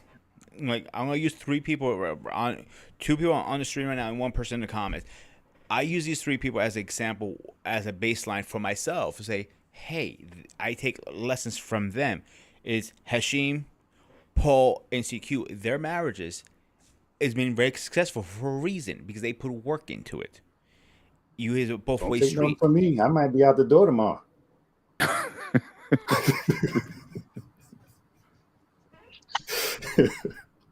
Go ahead. Listen, I'm not going there. I'm not gonna go there. But what am I seriously, wise man, is every time I talk to you, you always say good things. Same thing to you, Paul. I have never seen you say one negative thing. You've been working on your marriage for so many years. What, 40 years, right? Well, we're getting there. I'm not trying to be smart. I'm asking a serious question. March will be 27. 27. Okay, so CQ, good example again. He put time in his marriage too. All 3 of you guys did one thing in common: is you put work into it. You guys wanted kids, or you guys wanted marriage, always wanted something out of it. So if that goal works for you, that's then what use she it. Wanted. I'm sorry, Ashim? I said, yeah, that's what she wanted. Go ahead. Yeah. So you guys had the same goal end of the day. All 3 of you. Okay. Oh, you know what? Go ahead. Yeah, King, you go first. Ashim, you second, because you guys have grins on your faces. If I can reach over and smack your ball heads, I would. Go ahead, King. Take it over. Man, I didn't get married to get divorced, right? So my marriage lasted 14 years. And yeah, nobody gets married to get divorced. The struggle that I think that people don't understand really early on, I used to hear like all of the time that marriage is work, and I'd always ask why. Like, why is it work? To kind of correlate that to what I'm seeing now just with dating in general, as people do grow, I don't think people really communicate enough, and or they're not transparent and lying to the person that they're trying to bring into their life, right? Having a marriage last over 20 years, I think kind of comes down to how you communicate to each other. And what I'm seeing on the dating scene is that not enough people are even doing that, or they're just not even being honest. I'll give you that. So yeah, I'm real curious though, for those that have made it to 20 plus, what would they say would be like the main thing that's allowed it to go so far? Well, since you talked about the work, I don't like the word work either. Mm-hmm. Because when I think about work, or when people say, "Oh, marriage is hard work," work is the guy who has to go and dig up mines and stuff. You know what I'm saying? Or you got to work out there in them pipelines and or just dangerous stuff. You working 100 meters up in the air on a skyscraper or something. That's work.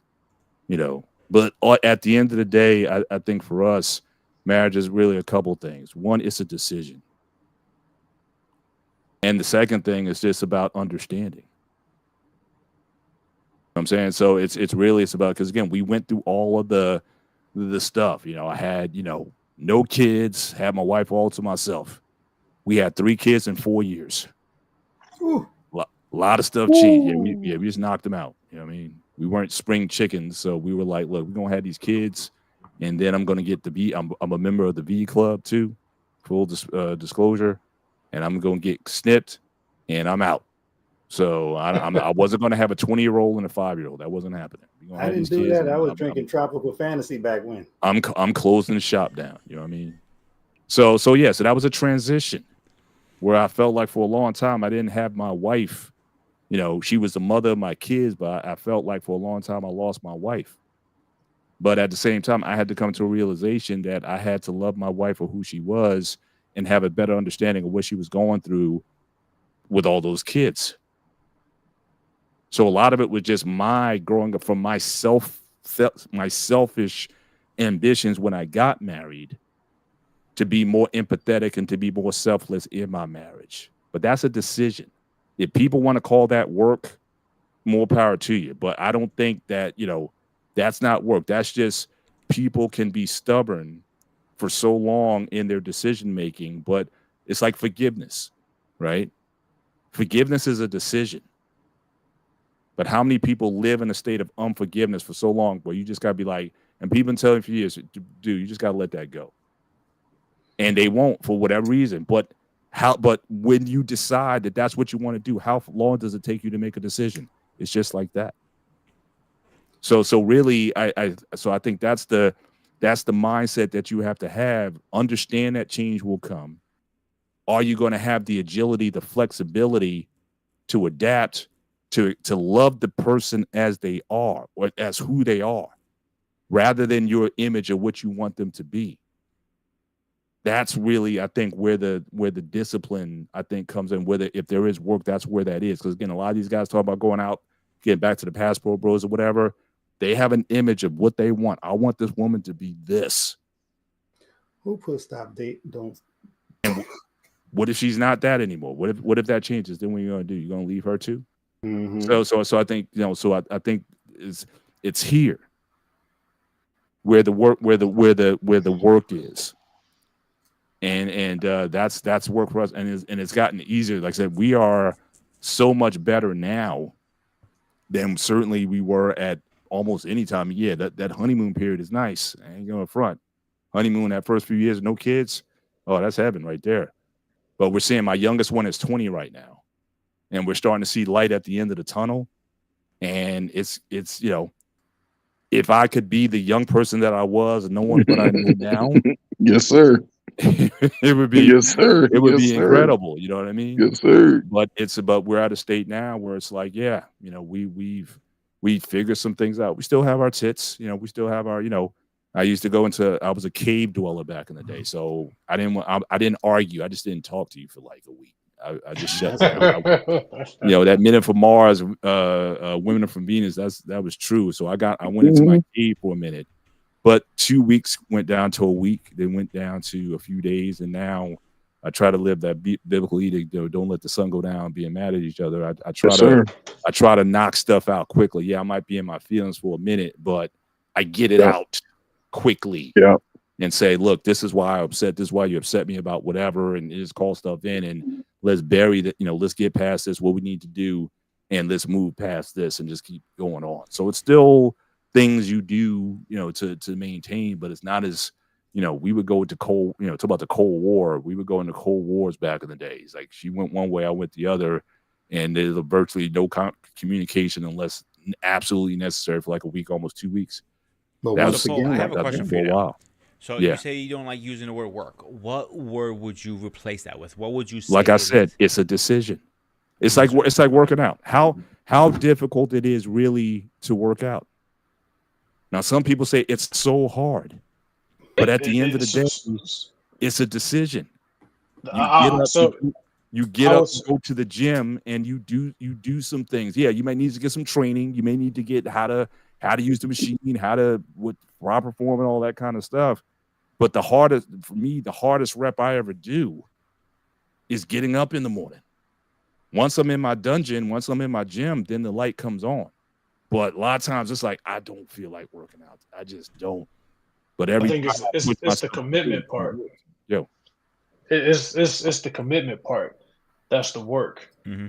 Mm-hmm. Because you understand that what you're about to do is not going to be easy. Making that commitment to her to continually accept her through her changes, and being open and honest with yourself that you're going to change and you're not the same dude that she met when y'all first got together. And being committed to that part is the work. Because I go to the gym, and it is the part of continuously getting up and going, that is the work. Like you said, when you get there and the lights come on, you start feeling good. You're like, all right, I'm good now. And it always has a positive result. You know what I'm saying? Like, there's never been a time I went to the gym and be like, man, I shouldn't do this today. The only time I did that is like if I knew, unless I was sick. Like I knew, they say you can work out with a cold. You shouldn't work out if you got the flu. You need to shut it down. There were times I went was like, don't be a super spreader out here. I'm saying this go back, but just before COVID, before all that, just go back to, in the day before all this stuff. Now I got you. But back then it was like, there were times I was like, I was so I needed to get it in that I didn't listen to my body, and it was like, okay, you need to shut this down. But under normal circumstances, there's never been a time where it's like, I'm kind of dragging a little bit that I didn't get a positive outcome from doing it. So even with the commitment that you're talking about, generally, especially in the long term, it's always yielded a positive benefit. And that's just something, again, you just keep telling yourself that this is good for you. It's like eating, it's like taking vitamins, right? You may not get that.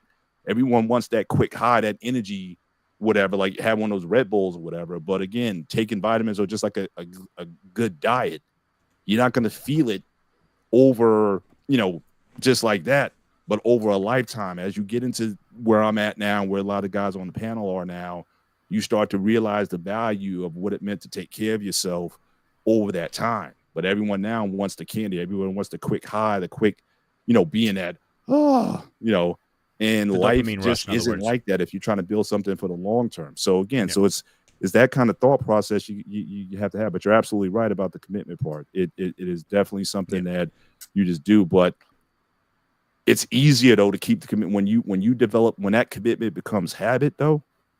It just becomes like it's going to take something extra. I plan my life around the gym, not the other way around. In fact, I'm not a morning person at all, but I train intentionally in the morning.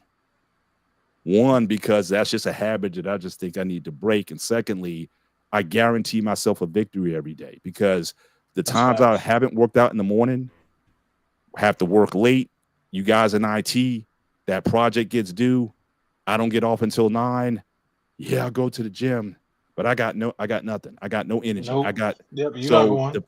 So the fact that I start my day doing me, the rest of the day somehow turns out better because I prioritize. Again, I don't live to be selfish, but I understand I need to be selfish sometimes in order to be selfless.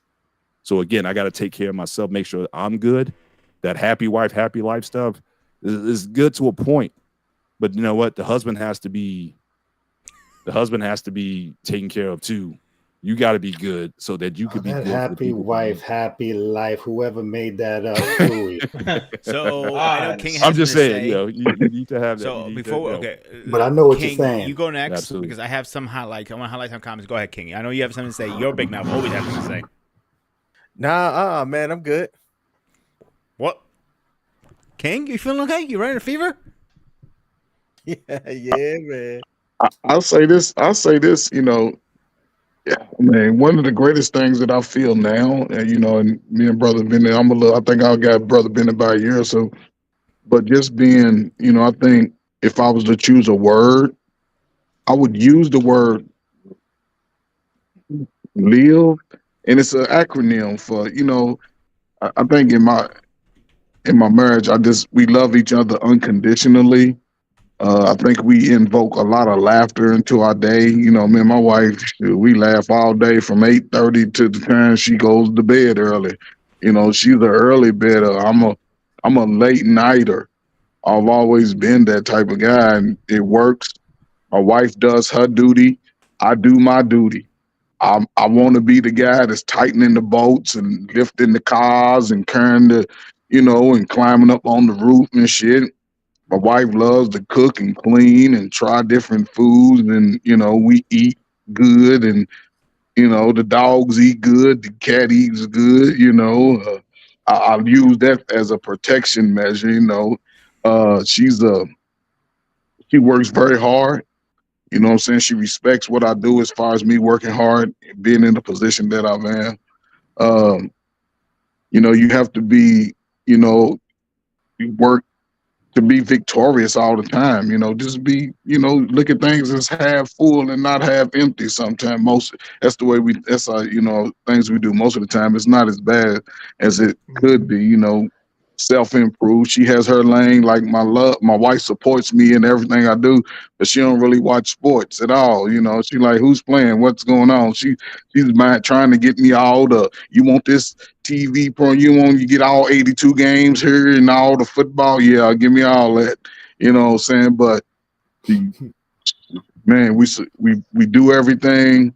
I don't know, man. As far as financially, our bills are, we live in tenfold. But I'll say this, as far as a man, if you just preparing yourself and you only go get a few times to meet a good woman that looks you in the eye and calls you daddy and king and follows your leadership, the first two chances you get them, when you're younger in your 20s and 30s, you might overlook it and not really take it serious. But by the time you're 40, if you can come across that, don't let it pass you by, because where you are now and with a woman that supports you and encourages you, you could be 10 times further along in that life. And before I met my wife, I was young and I was Tiger Woods before Tiger Woods got caught. You know what I'm saying? But I never moved that club. I never moved. I never moved in with a woman. I always managed myself well. You know what I'm saying? I've always respected people, respected women. I don't care how ratchet other people are. I know I'm not gonna go a certain way. I'm not gonna take you. You got 48 hours to call me back, just like your ass was on the job. If you ain't called them back in 48 hours, lose my number, because I done already deleted you by that 42nd hour. So if you call me, I'm like, who is this? But that was just me. Like I said, I grew up in the house of sisters. But if you want that legacy, man, you just gotta be direct in what it is you want. Show up in that person. Continue to work on self-improvement, whether it's career-wise, physical fitness. You know what I'm saying? Even being mindful of other people's feelings. It's just a lot that goes into being a man. But if you do it, by the time you get to a certain age, man, you have everything that you want. Treat people right, man. Treat people fair and honest, and expect to be treated that way, regardless of what race they are. You know what I'm saying? Learn as much stuff, because so much stuff is free for y'all young guys today. We had to work for everything and go research that shit in some hard copy. Y'all can just pull it up in the instant and be like as knowledgeable as somebody that been on the job 40 years. And then while you still learning and growing, you can take advantage of the opportunities that present in your time.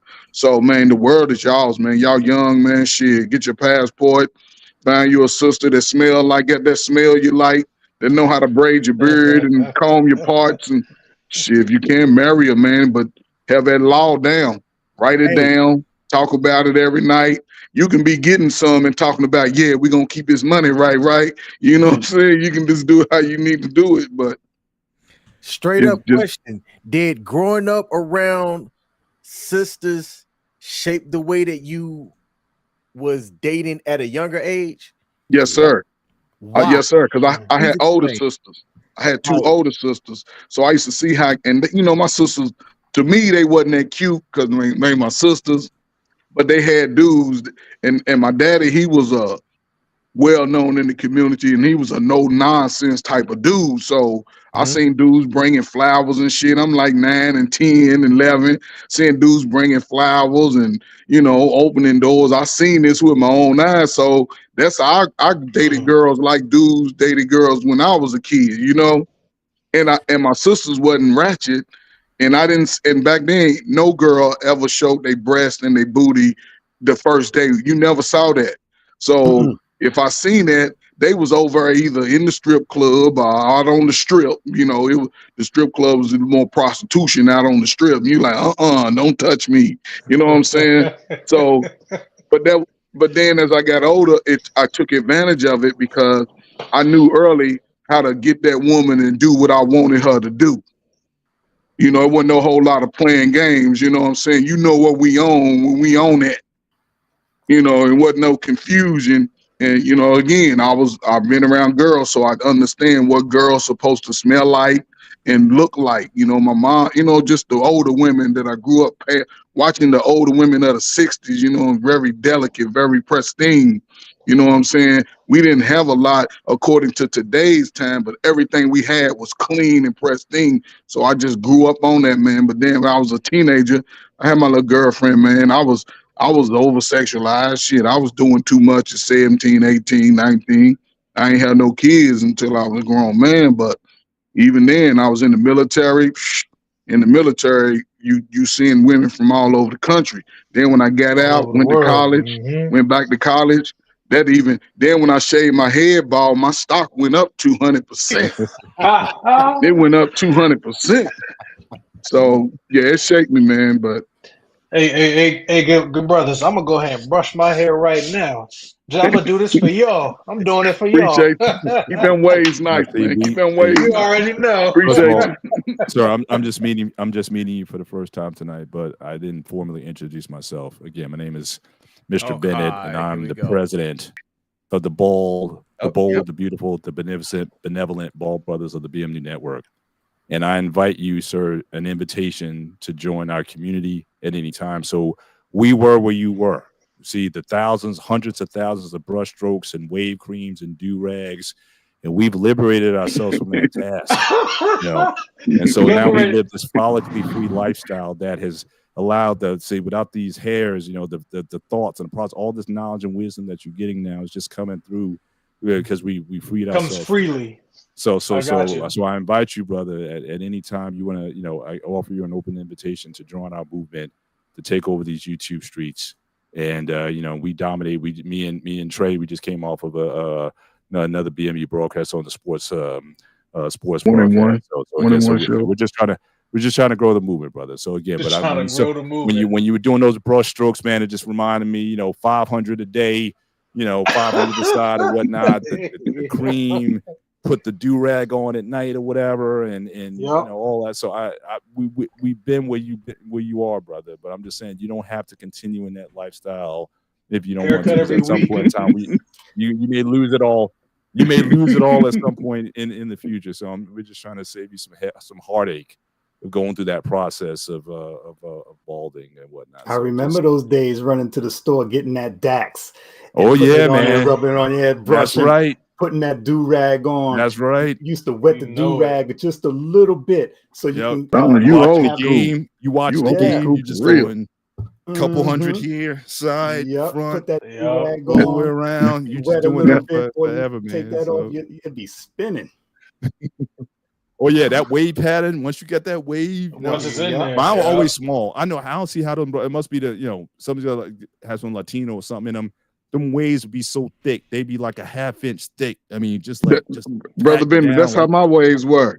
That's how mine were. I used to have 3 waves on the top. Man, they were just like little beads, but I couldn't get that nice flowing. Like I could go surfing on those. Anyway, back to the subject. So I want to highlight some comments here really fast. Let's get back. Let's give a CQ a shout out. Communication and commitment. I agree on that. The next one is Stacy, our little cheerleader on the side, like always. Don't stop dating once you have the person. In other words, how I'm translating it, and I know where she's coming from, and CQ will probably agree with this too. I think King too. Hashim, I see most of you guys would. Don't stop dating the person you're in love or married. Keep dating them. True. Keep putting the effort in. Yes, sir. Keep dating. Have date night. You gotta have one of those. Yeah. But here's the thing. Even when you marry, a date night could just be sitting at the dinner table. You know what I'm saying? Could just be, washing clothes. Because you ain't got time to be running around in the streets when you're married like that. Or here's maybe one day a week go out to eat. But here's a good one. Maybe your wife's always cooking. Maybe King. I'll use a great example. His girl comes home and Cheryl comes and he cooks dinner for her for once. Maybe do that. Yeah, that might be something like that. You're right. There's all kinds of there's all kinds of ways to definitely to keep that to keep that going. Especially now, like I said, my wife and I we actually started back because again we had 3 girls who were very close in age.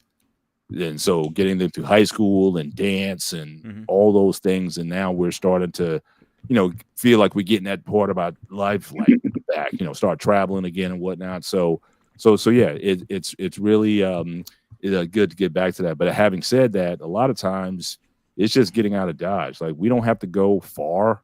Like me in Jersey, I can go down to AC and just chill for a weekend. And it's you don't really have to do too much. So I'm getting to the age now where it's like I used to go. We go on vacation. I got to go everywhere. I got to hit this exhibit and this museum and this spot. We got to go over here and there. And a lot of times it's just to decompress. You know what I mean? Just get away with your lady, and don't do too much. And a lot of times that's enough to kind of refresh you a little bit also. So it doesn't have to be. So it's about the intimacy that you create. But sometimes you could be so busy doing, a whole bunch of stuff, whatever. You don't have time to really chat or talk or, really, have that private time, because a lot of times you come back from that stuff, you're exhausted. You start the day at 6 a.m. because we got to see every exhibit in the place. You come back 8 p.m. It's tired, like y'all ain't trying to do nothing. Yeah, okay, I'll just leave it here's there. another comment. I'm going to sleep. Here's another comment, CQ, and this is similar as I was saying earlier, but a different version of it is happy spouse, happy house. Depends how you translate it. Again, I know CQ personally, most happiest man in the world, and I think King will agree with that too, because we both know him pretty well. Here's a question I got for you guys, and here's one of my notes. What is the difference of evolution of dating from 1960 and 1970 when like Hashim used to date to today's date? Accessibility. I mean, we've talked about it 4 or 5 times already. Between the 1960s and now, it's just simply accessibility. Having it be easier just to find somebody from picking up a smartphone and being able to get on the road and go to down the street or across the town. Or I heard a conversation where some folks was asking, hey man, what's the longest that you've ever driven for a date? Not to get some, just for a date. And I'm like, wait, what? Why is this even a question? But then folks say, hey man, like somebody said that they drove 3 hours one way to meet somebody, and found out that they really didn't have anything in common. And I had asked, I said, so did you stay in the hour? He said, no man, I turned around and drove back. I'm like, that is a waste of time, in my opinion, going 3 hours for a date. But you didn't have internet at that time. You had to go. If you you had to go. You had to go, and you go see him, and she didn't look like you. Just keep it moving. Right. See, man, dude. Yeah. So you're right, brother. That is right. not the answer I'm looking for tonight. Actually, actually, hang on a second. The answer I was looking for, and I have a note before, is commitment. Back then, more females and men were more chance to start a serious commitment versus now. Yeah. Now, most people don't even get married. Like saying, but woman, go ahead. Back then, before the birth control, this sexual liberation with this feminism, people were getting together and creating these legacies that these millennials seem to be just talking about, but don't understand. They feel that way of getting that generational legacy is archaic to them today, which really that is going back to the basics and the foundation that will sustain us regardless of what type of money we make. See, that's the thing. Women wasn't trying to have 3-4 baby daddies, and brothers wasn't trying to have 3-4 baby mama. That was about 1 or 2%. It was happening, but it wasn't happening on the scale that it is today. So it was happening because, You're saying back then it was less common that happened. The promiscuity, yeah. I mean, people were getting together because you got to remember, grooming coming out of slavery, we had 100 years of that. In the 60s, we all had to move together. we moved in groups back then, and people were more likely to be together for more period of time. Even with the Great Migration in the early 1900s, a lot of people moved north and Midwest and started expanding out. But these people were going, didn't know anybody else there. So, hey, me and you be here. We done came off of this plantation. Our grandparents, we been in the same house. We not related as they say we not, but we don't know. We gonna marry. We're gonna have these big, tall, 6'4" kids and get these kids in these colleges and go to try to get us some land or whatever, a house. And it was moving and grooving, man. When that birth control pill came out and all these women that were single were given this public housing, man, all that shit changed, man. This is where we are. Fellas, that's deep. I hate to be the one, but it is 11, and I got work in the morning. So, all right, I think we should call it for tonight because a lot of us have to work, including myself. So, appreciate you, man. This was a interesting conversation. I think we should revisit this later on again for a part 2. What do you guys say? Yeah, man, I'm for it. All right, let me know. So, two quick announcements. On Saturday, we are talking about the evolution, not evolution, to transition from comic books to cartoons to actual real life movies. Which ones are better? And next Wednesday, we are talking about why do men in power always lose their power? That is a conversation. So you have something to say about that, King? I think it's an easy answer. No dick discipline. There you go. Well, you're welcome to come back and have that conversation, and I want to see your side of it then. You know my show, you know what a place, you know what a time. So accept that, guys. Let's go around for final comments and final reviews, and if you want to plug in your information, go for it. Go, Paul, you want to go first? We'll go that way. Oh, well, again, you guys can find me within the BMU network. Myself and Grooming, we have a show on Sunday evenings called The Gray Area, where him being a Greek immigrant, Greek American, myself being an ADOS, African American, and we talk about different cultural topics from our perspectives and find the common ground, i.e. the gray area. No understanding that just as much as we're dissimilar, we're also very similar, and we try to find the humanity in our conversation. So I think the next show, we're not going to have a show this Sunday, but in a couple of weeks we're going to have a show, and I believe the topic is still to be announced. We may have an interview with a couple that day. We may go to like one of our other subjects, but I know we have a couple shows coming up. I know one of Peter's father is also volunteered to be on an upcoming show, and so we're targeting that show to have it. But it's just an open dialogue. It's not us going at it, none of the drama that you see in a lot of these YouTube spaces, but we're just trying to find common ground and realize we're more alike than different in a lot of respects because we're human beings.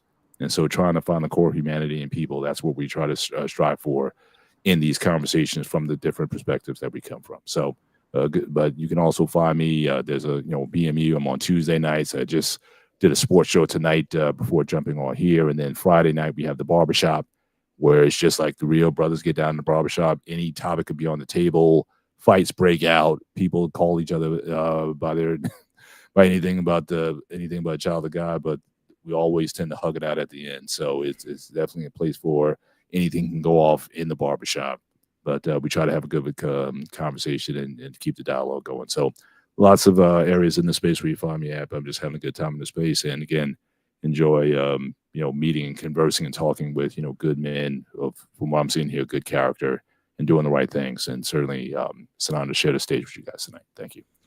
Hashim, the Wise, you're up, buddy. Well, all I want to say is, I want to thank you all that, meeting all y'all. Let's go 49ers for the Sunday. I'm gonna start right there. Let's go 49ers. Next, thank you all for coming to Grooming. I love the conversations and, trying to understand. I wish we could have talked more about the dating thing because it's different and I know nothing about it these days. So you always love hearing about it. So that's all I want to say about it. Thank y'all for coming on. And guys, remember, Hashimi's taking over Motivation Mondays, so look forward for his motivation movies. King of the Kings, you're up. All right, so I do several different things, but the two things that I'll highlight is on pretty much all social media platforms. I go by the actual King Smith, and I'm pretty active on all social media platforms, where I do and talk about various different things. The other thing that I do want to highlight, and it actually pertains to dating, is me and my lady, we're choosing to share our journey online on the King and Me show, and that's on all platforms as well, Instagram, social media, TikTok. And we're choosing to, as a new couple, share our journey, the pros and cons and things that we are observing. As I wasn't on the dating market when her and I met. We got introduced through a mutual friend. And it's been fun being with her and things like that. And there's a lot of people that say, hey, don't share your relationship and things online, but her and I are comfortable doing it. So So that counts. Yep. So if folks would like to come over and check us out, we're live every Monday at 7 p.m. Eastern on YouTube and Facebook. Trey, you're up, buddy. I mean, man, I appreciate, man, the invitation as always, man. It's always a pleasure to talk to other men, man, young men, middle-aged men. We all matter out here in this world, man. So, I just appreciate, just being able to share some information, some thoughts, some insight, maybe some advice, man. I don't know, man. I'm rooting for us, man, going forward into our future, man. I'm gonna keep fighting out here, man. And I'm gonna keep doing my best, man, to save as many people as I can, man. Outside of my personal, things, I like being with BMU and working with him and Black Men Unfiltered, Brother Bennett. We be on the panels, we on the 1-on-1 on Wednesdays. Just grown men sitting back talking sports and sports events throughout the country for the week from week. So yeah, man, anytime, man. I don't know, brother, man. You in the position, man, at the bottom. What's your name? Steven. David? Steven. David? Okay. Steven. Okay, Steven. Yeah, okay. I couldn't hear it. It sounded a little muffled. My bad, Steven. Yeah, man, just do what you do, man. It's somebody, it's a diamond out here for you, man. You just gotta go find her. She's smiling. She gonna look like you, man, and brush your hair for you, man. She gonna get you right, man. But I appreciate it, grooming, man. And you gonna find you one too. And I wish all y'all can get to life, man. Just keep working at it, man. God bless y'all, man, for real. All right. So final notes. We're all Steve, you're always welcome. Oh, I'm sorry, Steve, you're next. No, can everybody hear me? Yeah, you yes, can. sir. Yeah. Okay. I just want to say thanks, man. I appreciate the invite to getting on here. This is a breath of fresh air. Couple things. I definitely got to talk. I got to check out the barbershop because I'm always down to shoot the shit, or listen. I enjoy that type of dialogue. It's fun. The 49ers. Listen, I'm a Ravens fan, so I don't care about the Super Bowl. Nada this year. But if the Niners do win, we smacked y'all at the crib, so that's all right. But like you said, you at the crib. You're right. Well, we on the couch. We on the couch. Ooh, it's tough. It's hard. But another thing too, if y'all have not checked out King's show, the King and Me, listen, it's a beautiful thing to watch everything blossom and evolve. I check it out frequently. I love to see it. I love seeing him happy. I love seeing Michelle happy. It's just, it brings a certain just life just to everyday stuff that you see that you don't normally see on social media. It's a great thing. So King, keep it up, man. I love it. I don't, I might have to get a podcast too, because Lord, everybody got something going on here but me. I feel left out. Steve, I'm gonna have to learn from y'all, and get with it. Steve, I'm trying to grow the channel. Man, I always have time. Let's do it, brother. I appreciate it. Yeah. So closing up, I want to thank everybody on it. Paul, like always, my co-host from the Great Line. Thank you. Yes, sir. My other buddy, my other co-host, Hashim the Wise, one of my best friends. Thank you. King, one of my really good friends. He's a brother. We met through Q, and it was like a love that bloomed over time. Definitely check out his King and Me. It's actually a pretty damn good show, believe it or not. When he's sitting on I just subscribe to it. So I'll check you out. Trey, thank you again. It's always a pleasure to have you. Steve, you're welcome. Come on anytime. I'll have you on the list now. I'll send you the invites every week, so you're welcome. So accept that, guys. As always, this was the Aspar Arena. Got to change the name up, of course. I got to get used to that. The Aspar Arena. And as always, stay fresh and stay tuned. All right. Take care, guys. Have a great night.